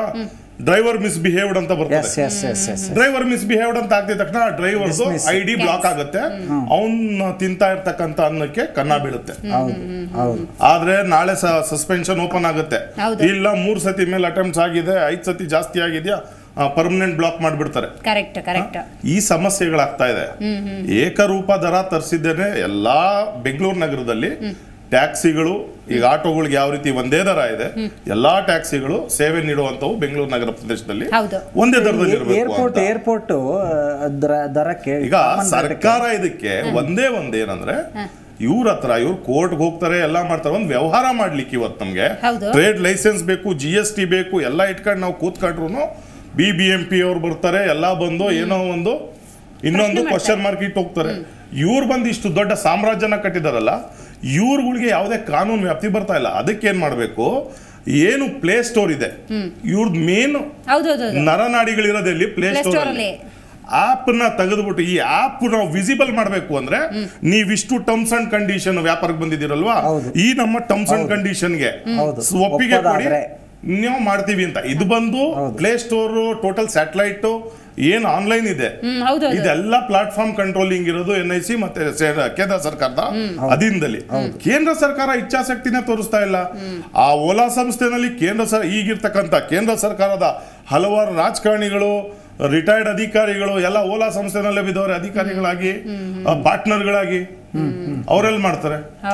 ಇವತ್ತು ಬೈಕ್ ಟ್ಯಾಕ್ಸಿ ಬಂದ್ ಮಾಡ್ರಿ, ಬೈಕ್ ಟ್ಯಾಕ್ಸಿ ಇಲ್ಲಿಗಲ್ ಅಂದ್ರೆ ಕೇಂದ್ರ ಸರ್ಕಾರದಿಂದ ಮೆಮೊ ಕಳಿಸ್ತಾರೆ, ಇಲ್ಲ ಮೋಟಾರ್ ಅಂದ್ರೆ ಇಂಜಿನ್, ಬೈಕ್ ಟೈರ್ ಇದೆ, ಇದನ್ನ ಮೋಟಾರ್ ವೆಹಿಕಲ್ ಆಕ್ಟ್ ಅಲ್ಲಿ ಸೇರಿಸ್ತೀವಿ ನಾವು, ಬೈಕ್ ಕೂಡ ಟ್ಯಾಕ್ಸಿ ಅಂಡರ್ ಅಲ್ಲಿ ಬರ್ಬೋದು, ನೀವು ಟ್ಯಾಕ್ಸಿ ಮಾಡಿ ಪರ್ಮಿಷನ್ ಕೊಡಿ ಅಂತಾರೆ. ಯಾಕೆ? ಇದು ಗಿಗ್ ಎಕಾನಮಿ. ಈ ಆನ್ಲೈನ್ ಅಲ್ಲಿ ಸೇವೆ ನೀಡ್ತಾ ಇರ್ತಕ್ಕಂಥದ್ದೆಲ್ಲ ಗಿಗ್ ಎಕಾನಮಿ. ಗಿಗ್ ಎಕಾನಮಿ ಒಂದು ಬಿಗ್ಗೆಸ್ಟ್ ಲೂಪ್ ನಮ್ ದೇಶಕ್ಕಿರೋದು. ಈ ಗಿಗ್ ಎಕಾನಮಿಯಿಂದ ಅಸೆಟ್ ಇಲ್ಲ. ಆನ್ಲೈನ್ ಅಪ್ಲಿಕೇಶನ್ ಇಟ್ಕೊಂಡು ಊಬರ್ ಅವನು ಹೇಳ್ತಾನೆ ಇವತ್ತು ನಾನು 80,000 ಕೋಟಿ ವ್ಯಾಲ್ಯೂಯೇಷನ್, ಓಲಾದವನು ಹೇಳ್ತಾನೆ ನಂದು 47,000 ಕೋಟಿ ವ್ಯಾಲ್ಯೂಯೇಷನ್ ಅಂತ ಅವ್ನು ತೋರಿಸ್ತಾನೆ. ಇವ್ರ ಹತ್ರ ಒಂದು ಬಿಲ್ಡಿಂಗ್ ಇಲ್ಲ, ಅಸೆಟ್ ಇಲ್ಲ, ಇವರು ಪ್ರತಿ ವರ್ಷ 2,000 ಕೋಟಿ ಲಾಸ್ ಅಂತ ತೋರಿಸ್ತಾರೆ. ಆದ್ರೂ ಇವ್ರ ಕಂಪ್ನಿ ವ್ಯಾಲ್ಯೂಯೇಷನ್ಗಳು ಒಂದೇ ಒಂದು ಆ್ಯಪ್ ಇಟ್ಕೊಂಡು 40,000 ಕೋಟಿ 50,000 ಕೋಟಿ. ಇದೆಲ್ಲ ಒಂದು ಗಿಗ್ ಎಕಾನಮಿ ಅಂತದ್ದು. ಜಸ್ಟ್ ಐವಾಶ್ ಮತ್ತೆ ಬ್ಯಾಂಕ್ ಕರಪ್ಟೆಡ್ ಪಾಲಿಸಿ ಇದೆ. ಇದಕ್ಕೆ ಯಾವುದೇ ಮೂಗ್ದಾರ ಆಗ್ಲಿ, ಕೇಂದ್ರ ಸರ್ಕಾರ ಯಾವುದೇ ಪಾಲಿಸೀಸ್ ಆಗ್ಲಿ, ಫಾರಿನ್ ಪಾಲಿಸೀಸ್ ಆಗ್ಲಿ, ನಮ್ಮ ಕಂಟ್ರಿ ಪಾಲಿಸೀಸ್ ಆಗ್ಲಿ ಯಾವುದನ್ನು ಬಾಂಡ್ ಮಾಡಿಲ್ಲ. ಇವತ್ತು ಒಂದು ಮಾಡ್ತೀವಿ ಅಂತ ಎತ್ಕೊಂಡ್ರೆ 3 ವರ್ಷ ತಗೋತಾರೆ, ಅದಕ್ಕೆ ಇನ್ನೊಂದು 100 ದಾರಿ ಹುಡುಕೊಂಡಿರ್ತಾರೆ ಅವರು. ಸೊ ಕೇಂದ್ರ ಸರ್ಕಾರ ಇದ್ರ ಬಗ್ಗೆ ಕ್ರಮ ಜರುಗಿಸಬಹುದು. ಸರ್ಕಾರದ ಮೇಲೆ ಜನಸಾಮಾನ್ಯರ ಹಿತದೃಷ್ಟಿಯಿಂದ ಒಂದು ಕಾನೂನು ತರುತ್ತೆ, ಇರೋ ಕಾನೂನಾದ್ರೂ ಇಂಪ್ಲಿಮೆಂಟ್ ಮಾಡುತ್ತೆ. ನಂಬಿಕೆ ಇಲ್ಲ, ರಾಜ್ಯ ಸರ್ಕಾರದ ಮೇಲೆ ನಂಬಿಕೆ ಇಲ್ಲ. ಸರ್ಕಾರ ಮಾಡಬೇಕಿದೆ. 28 ರಾಜ್ಯಗಳು ಇರುವಂತಹ ಒಂದು ದೊಡ್ಡ ರಾಷ್ಟ್ರದಲ್ಲಿ ಒಂದು ಕಾನೂನು ತರೋದಕ್ಕಾಗೋದಿಲ್ಲ ಅಂದ್ರೆ ಕೇಂದ್ರ ಸರ್ಕಾರ ಇದು ಬಹಳ ದೊಡ್ಡ ವೈಫಲ್ಯ ಇದು. ಅದೇ ತರ ರಾಜ್ಯ ಸರ್ಕಾರಗಳನ್ನು ಇದ್ರ ಬಗ್ಗೆ ಕಾನೂನನ್ನು ಜಾರಿಗೆ ತಂದ್ರು ಸರಿಯಾದ ರೀತಿ ಇಂಪ್ಲಿಮೆಂಟ್ ಮಾಡ್ತಿದ್ದರಿಂದ ಈ ರಾಜ್ಯ ಸರ್ಕಾರದೂ ಹೊಣೆ ಬಹಳಷ್ಟಿದೆ. ಮತ್ತೆ ಕೋರ್ಟ್ ಕಾನೂನುಗಳ ಮುಖಾಂತರವೇ ಅವರು ಈ ಸಮಸ್ಯೆಗಳನ್ನು ಪರಿಹಾರ ಕಂಡಿಟ್ಕೊಳ್ತಾರೆ. ರಾಜ್ಯ ಸರ್ಕಾರಗಳ ಮೇಲೆ ಅವರು ನಿಯಂತ್ರಣ ಇಟ್ಕೊಳ್ತಾರೆ. ಅಂದ್ರೆ ಒಂದು ಬ್ರಿಟಿಷರು ಯಾವ ರೀತಿ ಈಸ್ಟ್ ಇಂಡಿಯಾ ಕಂಪ್ನಿ ಬಂದ್ರು, ಅದೇ ರೀತಿ ಓಲಾ ಬಂದು ನಮ್ಮ 2,50,000 ಜನ ಏನು ಆಟೋದವ್ರು ಇದ್ದಾರೆ ಅವ್ರ ಮೇಲೆ ಗದಾಪ್ರಹಾರ ಮಾಡ್ತಾ ಇದಾರೆ. ಮತ್ತೆ ಸರ್ಕಾರದ 2,500 ಕೋಟಿ ರೂಪಾಯಿ ಅಂದ್ರೆ ಅವ್ರಿಗೆ ಆದಾಯ ಆಯ್ತು ಹೊತ್ತು ಚಾಲಕರಿಗೆ ಯಾವುದೇ ರೀತಿಯಿಂದ ಆದಾಯ ಇಲ್ಲ. ಮತ್ತೆ ಕಠಿಣವಾದ ನಿಯಮ ನಾನು ನೋಡ್ಬಿಟ್ಟಿದ್ದೀನಿ ಸರ್. ಈಗ ಅದೆಷ್ಟು ಟ್ರಿಪ್ ಆದ್ರೆ ಇನ್ಸೆಂಟಿವ್ ಸಿಗುತ್ತೆ ಅಂತ ಹೇಳಿ ಹಗಲು ರಾತ್ರಿ ಅಂದೆ ಚಾಲಕರು ಓಡಾಟ ನಡೆಸ್ತಾರೆ. ಅದ್ರ ನಡುವೆ ಆ ಜನಸಾಮಾನ್ಯರ ಬೈಗುಳ ಈಗ ಬಂದವ್ರು ಎಲ್ಲ ಒಂದೇ ತರ ಇರ್ತಾರೆ ಅಂತ ಹೇಳಕ್ಕಾಗಲ್ಲ. ಅದನ್ನೆಲ್ಲ ಸಹಿಸ್ಕೊಂಡು ಲಾಭ ಏನು ಅಂದ್ರೆ ಅವನೆಲ್ಲೋ ಮೂಲೆಯಲ್ಲಿ ಕೂತ್ಕೊಂಡಿರ್ತಾನೆ, ಅವನ್ ತಗೊಂತಾನೆ ಲಾಭನ. ಕಂಟ್ರೋಲಿಂಗ್ ಹೆಂಗೆ ಸರ್ ಇದು? ರಾಜ್ಯ ಸರ್ಕಾರನ ಈ ತರದ ಊಬರ್ ಯೂನಿಯನ್ ಕೆಲಸ ಮಾಡುವಂತವ್ರು ಮತ್ತು ಕಾರ್ಮಿಕರ ಪರ, ಚಾಲಕರ ಪರ ಹಕ್ಕುಗಳ ಹೋರಾಟ ಮಾಡುವಂತವ್ರು ಬಹಳ ಬುದ್ಧಿವಂತರಿದ್ದಾರೆ. ಇವ್ರ ಕಂಪನಿ ಎಷ್ಟು ನಡೆಸ್ತಾರೋ ಅಷ್ಟೇ ಬುದ್ಧಿವಂತಿಕೆ ಇವ್ರಿಗೂ ಇರುತ್ತೆ. ಇವ್ರನ್ನ ಸರ್ಕಾರದ ಸಮಿತಿಗಳನ್ನ ನೇಮಿಸಿ ಒಂದು ಒಂದು ಸಂಧಾನಗಳನ್ನ ಮಾಡ್ತಾರೆ, ಏನು ಏಕರೂಪ ದರ ತರ್ತಾರೆ. ಇವರನ್ನ ಮುಖ್ಯವಾಹಿನಿಯಲ್ಲಿ ತಂದು ಸರ್ಕಾರ ಕಾನೂನುಗಳನ್ನ ಕಠಿಣವಾದಂತ ರೂಪಿಸಿದ್ರೆ ಮಾತ್ರ ಇದಕ್ಕೆ ಒಂದು ಸಮಿತಿಯನ್ನ ನೇಮಕ ಮಾಡಿ, ಆ ಸಮಿತಿ ಅದನ್ನೆಲ್ಲ ಸರ್ವೆ ಮಾಡಿ ಯಾವ ಆ್ಯಪ್ ಈಗ ವೌಲಾ, ಆ್ಯಬರ್, ರ್ಯಾಪಿಡ್, ಮೈತ್ರಿ ಯಾವ್ದಾವ್ದಿದೆ ಎಲ್ಲಾ ರಿಪೋರ್ಟ್ ಅನ್ನ ಮಾಡಿ ಆ ಸಮಿತಿ, ಅದು ಲೀಗಲ್ ಎಕ್ಸ್ಪರ್ಟ್ ಇರಬೇಕು ಆ ಸಮಿತಿಯಲ್ಲಿ, ಮತ್ತೆ ಚಾಲಕರು ಇರಬೇಕು, ಮತ್ತೆ ಆ ಕಂಪ್ನಿ ಓನರ್ಗಳಿರ್ಬೇಕು, ಸರ್ಕಾರದ ಪ್ರತಿನಿಧಿಗಳಿರ್ಬೇಕು. ಇವೆಲ್ಲರುಗಳನ್ನು ಒಳಗೊಂಡಂತೆ ಒಂದು ಕಮಿಟಿ ಮಾಡಿ ಅದನ್ನ ಸರ್ಕಾರಕ್ಕೆ ರಿಪೋರ್ಟ್ ಕೊಡಬೇಕು. ಸರ್ಕಾರ ಮಾಡಕ್ಕಾಗಲ್ಲ ಅಂತ ಕೈ ಚೆಲ್ತಾ ಕೋರ್ಟಿಗೆ ಬಿಡಬೇಕು. ಕೋರ್ಟ್ ಡಿಸೈಡ್ ಮಾಡುತ್ತೆ. ಸರ್ ಹೇಳ್ದಂಗೆ ಹೇಳಿದ್ರೆ ಅವಾಗಲೇ ಪ್ಲೇ ಸ್ಟೋರ್ ಅಲ್ಲಿ ಬ್ಲಾಕ್ ಮಾಡಿ, if you ready to accept terms and conditions to open your app. ಅಷ್ಟು ಇಸ್ ವೆರಿ ಸಿಂಪಲ್. ಗೌರ್ಮೆಂಟ್ ನಿನ್ ಕಡೆಯಿಂದ ಮಾಡಕ್ಕಾಗಲ್ವಾ, ಬಿಡು ಕೋರ್ಟಿಗೆ ಬಿಡು, ಕೋರ್ಟ್ ಮಾಡುತ್ತೆ ಅಂತ ಹೇಳ್ಬೋದು. ಮಾಡ್ಬೇಕನ್ನ ಇಚ್ಛಾಶಕ್ತಿ ಇರ್ಬೇಕು ಮೇಡಮ್. ಮೇನ್ ಆಗಿ ಎಲ್ಲರೂ ನಿರೀಕ್ಷೆ ಮಾಡೋದಿಷ್ಟೇ, ಯೂಸರ್ ಫ್ರೆಂಡ್ಲಿ ಆಗಿರ್ಬೇಕು. ಅಷ್ಟೇ. ನಾನು ಕೆಲವೊಂದು ಆಪ್ ಅಲ್ಲಿ ಗಮನಿಸ್ತಾ ಇದೆ. ಈಗ ಯಾವ್ದೋ ಒಂದು ಆಪ್ ಅಲ್ಲಿ ನೋಡಿದ್ರೆ 100-150 ರೂಪಾಯಿ ಇರುತ್ತೆ, ಇನ್ನೊಂದು ಆಪ್ ಅಲ್ಲಿ ಕಡಿಮೆ ರೇಟ್ ಇರುತ್ತೆ. ಇದು ನೇರವಾಗಿ ಚಾಲಕರಿಗೆ ಹೋಗುತ್ತೆ ಅನ್ನುವಂತ ಕೆಲವೊಂದು ಅಡ್ವರ್ಟೈಸ್ ಮಾಡ್ತಾರೆ. ಹೌದಾ, ನಿಜಕ್ಕೂ ಹಂಗಾಗತ್ತಾ? ಇಲ್ಲ ಮೇಡಮ್, ಅದು ಅವ್ರ ಕಸ್ಟಮರ್ ಬುಕ್ ಮಾಡಿದಾಗ ಡ್ರೈವರ್ಗಳಿಗೆ ಅಲ್ಲೇ ಡಿವೈಸ್ ಅಲ್ಲೇ ಶೋ ಅಪ್ ಆಗುತ್ತೆ ನಿಮ್ಗೆ ಏನ್ ರೇಟ್ ಬರುತ್ತೆ ಅಂತೇಳಿ. ಈಗ ಆ ತರ ಸಿಸ್ಟಮ್ ಮಾಡ್ಬಿಟ್ಟಿದ್ದಾರೆ. ಈಗ ಸ್ವಲ್ಪ ಕಮ್ಮಿ ರೇಟ್ ಇತ್ತು ಅಂದ್ರೆ ಡ್ರೈವರ್ಗಳು ವರ್ಕೌಟ್ ಆಗುತ್ತೆ ಅನ್ನೋದಾದ್ರೆ ತಗೊಳ್ತಾರೆ. ವರ್ಕೌಟ್ ಆಗಲ್ಲ ಅಂದ್ರೆ ಅವ್ರು ಅದನ್ನೇನ್ ಮಾಡ್ತಾರೆ, ನೆಗ್ಲೆಕ್ಟ್ ಮಾಡ್ತಾರೆ. ಕೆಲವೊಂದು ಏರಿಯಾಗೆ ಕ್ಯಾಬ್ಸ್ ತಲುಪೋದೇ ಇಲ್ವಲ್ಲ, ಯಾಕೆ? ಅಲ್ಲಿ ಸರ್ವಿಸ್ ಸಿಗಲ್ಲ ಅಂತ ಹೇಳಿ ಹೋಗಲ್ಲ. ಬುಕಿಂಗ್ಸ್ಗಳು ಕಮ್ಮಿ ಇರುತ್ತೆ. ಇನ್ನು ಡೆವಲಪ್ಮೆಂಟ್ ಏರಿಯಾ, ಅಲ್ಲಿ ಹೋದ್ರೆ ಬುಕಿಂಗ್ಸ್ ಬರುತ್ತೋ ಬರಲ್ವೋ. ಈಗಲೂ ಅಷ್ಟೇ, ನೆಲಮಂಗ್ಲ ಆ ಕಡೆ ಎಲ್ಲ ಹೋದ್ರೆ ಆದ್ರೆ ಏರಿಯಾ ಇವಾಗ ಡೆವಲಪ್ಮೆಂಟ್ ಆಗ್ತಾ ಇದೆ, ಬುಕಿಂಗ್ಸ್ಗಳಿಲ್ಲ. ಕೆಲವೊಂದು ಏರಿಯಾಗೆ ಬಂದಿರ್ತಾರೆ, ಈಗ ಏನೋ ಬುಕ್ ಮಾಡಿರ್ತೀವಿ ಅಂತ ಬಂದಿರ್ತೇವೆ, ಮೇಡಮ್ ಇದು ನೀವು ಕ್ಯಾನ್ಸಲ್ ಮಾಡಿಲ್ಲ, ನಾನು ಕ್ಯಾನ್ಸಲ್ ಮಾಡ್ತೀನಿ, ಅದು ಎಷ್ಟು ಅಮೌಂಟ್ ಇದೆ ನೀವೇ ಕೊಟ್ಬಿಡಿ. ಯಾಕೆ ಅಂದ್ರೆ ಮೇಡಮ್, ಈಗ ಇವ್ರಿಗೆ 35% ಕಮಿಷನ್ ಕೊಡಬೇಕು. ಈಗ ಸಾಕಷ್ಟು ಏರ್ಪೋರ್ಟ್ ಟ್ರಿಪ್ಸ್ಗಳು ಬಂದ್ರೆ ಡ್ರೈವರ್ಸ್ಗಳು ಹಂಗೆ ಮಾಡೋದು. ಯಾಕೆ ಅಂದ್ರೆ ಇಲ್ಲಿಂದ ಟೋಲಲ್ಲಿ ಹೋಗ್ಬೇಕಾ, ಟೋಲಲ್ಲಿ ಹೋಗಿ ಟೋಲ್ ಬೇರೆ ಚಾರ್ಜ್ ಕಟ್ಟಬೇಕು, ಮತ್ತೆ ಕಸ್ಟಮರ್ ಹತ್ರ ಅವನು ಬೇರೆ 35% ಕಮಿಷನ್ ಕೊಡಬೇಕು. ಅದನ್ನೆಲ್ಲ ಯಾಕೆ ಸುಮ್ಮನೆ ಅವರು ಕೊಡೋದು, ಒಂದು 5 ಟ್ರಿಪ್ ಮಾಡಿದ್ರೆ ಅದ್ರಲ್ಲಿ ಯಾವ್ದಾದ್ರು ಒಂದು ಟ್ರಿಪ್ನ ಈ ರೀತಿಲಿ ಮಾಡ್ಕೊಳ್ಳೋಣ ಅಂತೇಳಿ ಡೈರೆಕ್ಟ್ ಮಾಡ್ಕೊಂಡು ಆ ರೀತಿಲಿ ಮಾಡ್ಕೊಂತಾರೆ. ತನ್ವಿ ಸರ್, ಹೆಂಗೆ ವಸೂಲಿ ಅಂದ್ರೆ ಒಬ್ಬ ಗ್ರಾಹಕ ಬುಕ್ ಮಾಡಿದಾನೆ ಅಂದ್ರೆ ಅವನಿಗೆ ಏನೋ ಮಿಸ್ ಆಗಿ ಏನೋ ಮಾಡಿದ್ದು ಕ್ಯಾನ್ಸಲ್ ಮಾಡಿದ್ರು 25 ರೂಪಾಯಿ 50 ರೂಪಾಯಿ ಕಟ್ ಮಾಡ್ಕೊಂಡ್ಬಿಡ್ತಾರೆ. ಅದನ್ನು ಕ್ಯಾನ್ಸಲೇಷನ್ ಫೀ. ಯಾರು ನೋಡಿ, ಸಾರ್ವಜನಿಕರು ಪಿಟಿಷನ್ ಫೈಲ್ ಮಾಡಬೇಕು, ರಿಪಿಟಿಷನ್ ಫೈಲ್ ಮಾಡಬೇಕು, ಕನ್ಸ್ಯೂಮರ್ ಫೋರಮ್ಗೆ ಹೋಗ್ಬೇಕು. ಈಗ ನೋಡಿ, ಮೊನ್ನೆ ಯಾರೋ ಒಬ್ರು ಕನ್ಸ್ಯೂಮರ್ ಫೋರಮ್ಗೆ ಒಬ್ರು ಹೋಗಿದ್ರು ಓಲಾ ವಿರುದ್ಧ, 1.5 ಲಕ್ಷ ಚೇಂಜ್ ಏನೋ ಅವ್ರು ಕಟ್ಕೊಡ್ಬೇಕಾಯ್ತು. ಈಗ ಸಿ ಪುರ್ಸೊತ್ ಬಗ್ಗೆ ಅಲ್ಲ, ಈಗ ಹೇಳಿದ್ರೆ ಈಗ ನಾವು ಚಾಲಕರ ವರ್ಗಕ್ಕೆ ಅಂತ ಏನೋ ಒಂದು ಚಾಲನೆ ಮಾಡ್ಕೊಂಡು ಆ ವೃತ್ತಿ ನಡೆಸ್ಕೊಂಡು ಬಂದ್ವಿ. ಅದರಿಂದ ಇವತ್ತು ನಮ್ಮ ವರ್ಗಕ್ಕೆ, ನಮ್ಮ ಸಮಾಜಕ್ಕೆ ಒಳ್ಳೇದಾಗಬೇಕು ಅಂತ ನಿಂತಿದ್ದೀವಿ. ಸಮಾಜದ ಕಳಕಳಿ ಇಟ್ಕೊಂಡಿರ್ತಕ್ಕಂಥ ಕೆಲವರು ಈ ಒಂದು ಮುಂದಾಳತ್ವನ ತಗೊಂಡು ಇದಕ್ಕೆಲ್ಲ ಕರೆದುಬಿಟ್ಟು ಡೆಸಿಗ್ನೇಷನ್ ಕೊಟ್ಬಿಟ್ಟು ಕೆಲಸ ಮಾಡ್ಸೋದಲ್ಲ, ಸಾಮಾಜಿಕ ಕಳಕಳಿ ಇಟ್ಕೊಂಡು ಮುಂದೋಗಿ ಮಾಡಬೇಕು. ನಾನೇ ಮಾಡಬೇಕು ಅಂತ ತಿರ್ಗಾ ಹೇಳಿದ್ರೆ ನಾನು ಒಂದು ಕ್ರೆಡಿಟ್ ನನ್ನ ಕಡೆಯಿಂದ ಚಾಲಕರ ವರ್ಗಕ್ಕೆ ನಾನು ಪ್ರಯತ್ನ ಪಡ್ತಾ ಇದ್ದೀನಿ. ಸಾರ್ವಜನಿಕವಾಗಿ ಒಬ್ರು ಯಾರಾದ್ರೂ ಮುಂದೆ ಬರ್ತಾರೆ. ಇವತ್ತು ಸಮಾಜದಲ್ಲಿ ಹೇಗೆ ಬದುಕ್ತಾ ಇದೀವಿ ಅಂದ್ರೆ, ತಾಯಿ ಹತ್ರನೇ ಮಗುಗೆ ಹಾಲು ಕೊಡೋದು. ಕ್ಯಾನ್ಸಲೇಷನ್ ಫೀಸ್ ಬಗ್ಗೆ ಹೇಳಿದ್ರೆ ನೀವು, ಈಗ ಸಪೋಸ್ ಈಗ ನೋಡಿ, ನಾವು MG ರೋಡಲ್ಲಿ ಇರ್ತೀವಿ, ಈಗ ಬುಕಿಂಗ್ಸ್ ಬರುತ್ತೆ, ಒಂದು 4 ಕಿಲೋಮೀಟರ್ ರೇಂಜ್ ಅಲ್ಲಿ ಬುಕಿಂಗ್ಸ್ ಬರುತ್ತೆ. ಎಲ್ಲಿ ದೊಂಬ್ಲೂರ್ ಫ್ಲೈಓವರ್ ಇಂದ ಬುಕಿಂಗ್ ಬರುತ್ತೆ. ಈಗ ಅಲ್ಲಿಂದ ಅಲ್ಲಿವರೆಗೂ ಆತ ಬರ್ತಾ ಇರ್ತಾನೆ. ಆ ಪಾಯಿಂಟ್ ಹತ್ರ ಬಂದ್ಮೇಲೆ ಕಸ್ಟಮರ್ ಸಪೋಸ್ ಒಂದ್ ವೇಳೆ ಅವ್ರಿಗೆ ಏನೋ ಬೇರೆ ಏನೋ ಸಮಸ್ಯೆ ಆಗಿ ಇನ್ನೊಂದು ಗಾಡಿಲಿ ಹೋಗ್ಬೋದು, ಇಲ್ಲ ಆತ ಬರೋದು ಸ್ವಲ್ಪ ಡಿಲೇ ಆಗ್ಬೋದು. 5 ಮಿನಿಟ್ಸ್ ಟೈಮ್ ಕೊಟ್ಟಿರ್ತಾರೆ. ಅಲ್ಲೊಬ್ಬ ಡ್ರೈವರ್ ಬಂದು 5 ಮಿನಿಟ್ಸ್ ಕಾಯ್ದ ಮೇಲೆ ಆಟೋಮೆಟಿಕ್ಲಿ ಕ್ಯಾನ್ಸಲ್ ಆಗುವಂತ ಆಪ್ಷನ್ ಕೊಟ್ಟೆ ಕೊಡ್ತಾನೆ. ಅದು ಓಲಾ ಆಗ್ಬೋದು, ಊಬರ್ ಆಗ್ಬೋದು, ಯಾವುದೇ ಒಂದು ಆಗ್ಬೋದು. ಅಲ್ಲಿ 5 ನಿಮಿಷ ಕಾಯ್ದಾದ್ಮೇಲೆ ಕ್ಯಾನ್ಸಲ್ ಮಾಡಿದಾಗ ಮಾತ್ರ ಕ್ಯಾನ್ಸಲೇಷನ್ ಫೀಸು ಡ್ರೈವರ್ ಬರುತ್ತೆ ಹೊರತು, ಈಗ ಇಲ್ಲಿಂದ 5 ಕಿಲೋಮೀಟರ್ ಹೋಗಿರ್ತಾನೆ, 5 ಕಿಲೋಮೀಟರ್ ಡೀಸೆಲ್ ಎಷ್ಟು ವೇಸ್ಟ್ ಆಗುತ್ತೆ. ಹಂಗಾಗಿ ಕ್ಯಾನ್ಸಲೇಷನ್ ಫೀಸು ಸಿಗ್ತಾ ಇದೆ. ಮುಂಚೆ ಎಲ್ಲ ಏನ್ ಮಾಡೋರು, ಡ್ರೈವರ್ಗಳು ಆನ್ ಸ್ಪಾಟ್ ಅಲ್ಲಿ ಬುಕಿಂಗ್ ತಗೊಂಡು ಕಸ್ಟಮರ್ಗಳಿಗೆ ರೀಚ್ ಆಗದೇನೆ ಕೂತಿದ್ದ ಜಾಗದಲ್ಲೇ ಬರಲ್ಲ ಅಂತ ಹೇಳಿ ಕ್ಯಾನ್ಸಲ್ ಮಾಡೋರು. ಆ ರೀತಿಲಿ ಮಾಡಿದಾಗ ಕಸ್ಟಮರ್ಗಳು ಅಂದ್ರೆ ಗೊತ್ತಾಗ್ತಿತ್ತು ಅವ್ರ ಡಿವೈಸ್ ಅಲ್ಲಿ ಡ್ರೈವರೇ ಕ್ಯಾನ್ಸಲ್ ಮಾಡಿದಾನೆ ಅಂತ. ಆಗ ಅವ್ರ ಐಡಿಗಳನ್ನ ಬ್ಲಾಕ್ ಮಾಡೋದಾಗಿರ್ಬೋದು, ಅವ್ರನ್ನ ಒಂದು 2 ಅವರ್ ಕುಂಡ್ರಿಸೋದಾಗಿರ್ಬೋದು, ಈ ತರದ್ದೇನೋ ಒಂದು ಸಿಸ್ಟಮ್ಗಳನ್ನ ಮಾಡ್ಕೊಂಡಿದ್ದಾರೆ. ಈ ಕಂಪ್ಲೀಟ್ಲಿ ಅದನ್ನೆಲ್ಲ ಸ್ವಲ್ಪ ತೆಗೆದಾಕಿದ್ದಾರೆ. ಯಾಕೆ ತೆಗೆದಾಕಿದ್ದಾರೆ ಅಂದ್ರೆ, ಈ ಓಲಾ ಊಬರ್ ಆಫೀಸ್ಗಳೇ ಇಲ್ಲ, ಡ್ರೈವರ್ ಸಪೋರ್ಟಿಂಗ್ ಆಫೀಸ್ ಅನ್ನೋದು ಬೆಂಗಳೂರಿನಲ್ಲಿ ಇದುವೇ ಇಲ್ಲ. ಈ ಊಬರ್ ಅಲ್ಲಿ ಇಲ್ಲಿತ್ತು, ಇವಾಗ ಏನೋ ಎಲೆಕ್ಟ್ರಾನಿಕ್ ಸಿಟಿ ಶಿಫ್ಟ್ ಮಾಡ್ಕೊಂಡಿದ್ದಾರೆ. ಮತ್ತೆ ಅಲ್ಲಿ ಏನೇ ಡ್ರೈವರ್ ಸಮಸ್ಯೆ ಅನ್ಕೊಂಡು ಹೋದ್ರು ಕೂಡ ಫಸ್ಟ್ ಅವನು ಬೌನ್ಸರ್ ನ ದಾಟ್ಬಿಟ್ಟು ಹೋಗ್ಬೇಕು. ಯಾಕೆಂದ್ರೆ ಆ ರೀತಿಲಿ ಸಿಸ್ಟಮ್ಗಳನ್ನ ಮಾಡ್ಕೊಂಡು ಕೂತ್ಕೊಂಡ್ಬಿಟ್ಟವ್ರೆ. ಅಲ್ಲೇನಾದ್ರೂ ಜಾಸ್ತಿ ಪ್ರಶ್ನೆ ಮಾಡಿ ಕೇಳಿದ್ರೆ ಆಯ್ತು ಹೋಗು ಅಂತ ಹೇಳ್ಬಿಟ್ಟು ಕಳ್ಸೋದು, ಅವ್ನ ಐಡಿನ ಬ್ಲಾಕ್ ಮಾಡಾಕೋದು, ಆಮೇಲೆ ಡ್ರೈವರ್ ಅಸಹಾಯಕ ಸ್ಥಿತಿಗೆ ಹೋಗೋದು. ಇದಕ್ಕೆ ಬದಲಿಯಾಗೇನೆ ಡ್ರೈವರ್ಗಳು ಬ್ಲಾಕ್ ಮಾಡೋದು ಒಂದು ಬ್ಲಾಕ್ ಮೇಲ್ ತಂತ್ರ. ಹೌದೌದು, I agree sir, I agree. ಈಗ ವಿಶ್ವಾಸ ಇಟ್ಕೋಬಹುದು ಸರ್ಕಾರದ ಬಗ್ಗೆ. ಕೋಡ್ ಆಫ್ ಕಂಡಕ್ಟ್ ನಾ ಅವಾಗಲೇ ಹೇಳಿದೆ, ಮಗು ಹತ್ರನೇ ತಾಯಿ ಹಾಲು ಕೊಡೋದು. ಅಂತ ಕಾಲದಲ್ಲಿ ನಾವು ಬದುಕ್ತಾ ಇದೀವಿ. ನಮ್ಗೆ ಅನ್ಯಾಯ ಆಗೈತೆ ಅಂದ್ಮೇಲೆ ನಾವು ಕೇಳಬೇಕು, ನಾವು ಧ್ವನಿ ಎತ್ತಬೇಕು, ನುಗ್ಗಿ ಕೆಲಸ ಮಾಡ್ಕೊಂಬರ್ಬೇಕು. ಒಂದು ಆಫೀಸ್ ಕಚೇರಿ ಆಗಿರ್ಬೋದು, ನಾವು ಆನ್ಲೈನಲ್ಲಿ ಮಾಡ್ತೀನಿ, ನಾನು ಒಂದು ಮೇಲಲ್ಲಿ ರೈಸ್ ಮಾಡ್ತೀನಿ, ಅಥವಾ ಕಸ್ಟಮರ್ ಕೇರಿಗೆ ಕಾಲ್ ಮಾಡ್ತೀನಿ. ನೋಡಿ, ಅವರು ಹೇಳಿದ್ರು ಸರ್, ಯಾವುದೋ ಆಫೀಸೇ ಇಟ್ಟಿಲ್ಲ ಅಂತ. ಇಲ್ವೇ ಇಲ್ಲ ಸರ್, ಮುಂಚೆ ಯಾವ್ದು ಆಫೀಸ್ ಇಲ್ಲ ಅಂತೆ. ಎಲ್ಲಿ ಹೋಗಿ ಯಾರನ್ನ ಕೇಳಬೇಕು? ಸೊ ಆನ್ಲೈನಲ್ಲಿ ಕಸ್ಟಮರ್ ಕೇರಿ ಕಾಲ್ ಮಾಡಿದ್ರೆ 1 ಒತ್ತಿ 2 ಒತ್ತಿ 3 ಒತ್ತಿ 3 ಹೊತ್ತು ಅಷ್ಟರಲ್ಲಿ ಅರ್ಧ ಗಂಟೆ ಆಗೋಗ್ಬಿಡ್ತಾರೆ. ಸವಾಸ ಬೇಡ ಅಂತ ಹೇಳ್ಬಿಟ್ಟು ಇಚ್ಛಾಶಕ್ತಿ ಬೇಕು ಸರ್, ಸರ್ಕಾರದ ಮುಂದಾಳತ್ವ ಬೇಕು. ಎಲ್ಲರೂ ಮೇನ್ ಆಗಿ ನಿರೀಕ್ಷೆ ಮಾಡ್ತಾ ಇದ್ರೆ ಯೂಸರ್ ಫ್ರೆಂಡ್ಲಿ ಆಗಿರ್ಬೇಕು. ರೈಟ್. ಸೋಮಶೇಖರ್ ಅವರು, ತನ್ವೀರ್ ಪಾಷಾ ಅವರು, ಜಯಸಿಂಹ ಸರ್, ಮಹಾನ್ ಗೌಡ್ರು ಕಾರ್ಯಕ್ರಮದಲ್ಲಿ ಭಾಗಿಯಾಗಿದ್ದಕ್ಕಾಗಿ ಧನ್ಯವಾದಗಳು. ಸೊ ಒಂದು ಸಿಟಿ ಒಂದು ರೇಟ್, ಅಥವಾ 1 ಸಿಟಿ 1 ರೇಟ್ ಅನ್ನುವಂತಹ ಈ ಒಂದು ನಿಯಮ ಜಾರಿಗೆ ಬರಬೇಕು ಅಂತ ಹೇಳಿದ್ರೆ ಇಚ್ಛಾಶಕ್ತಿಯ ಕೊರತೆ ಕಂಡು ಬರ್ತಾ ಇದೆ. ಅಫ್ಕೋರ್ಸ್ ಫೆಬ್ರವರಿಯಲ್ಲಿ ಸಾರಿಗೆ ಇಲಾಖೆ ಇದನ್ನು ಪ್ರಸ್ತಾಪ ಮಾಡಿದರೆ ಅನುಷ್ಠಾನ ಅನ್ನೋದಾಗಿಲ್ಲ. ಜನಸಾಮಾನ್ಯರ ಹಿತದೃಷ್ಟಿಯಿಂದ ವಿಶೇಷವಾಗಿ ನಾನು ಕೋಟ್ ಮಾಡಬೇಕು, ಮಧ್ಯಮ ವರ್ಗದವರು ಅತಿ ಹೆಚ್ಚು ಟ್ಯಾಕ್ಸಿಯನ್ನು ಬಳಕೆ ಮಾಡ್ತಿರ್ತಾರೆ.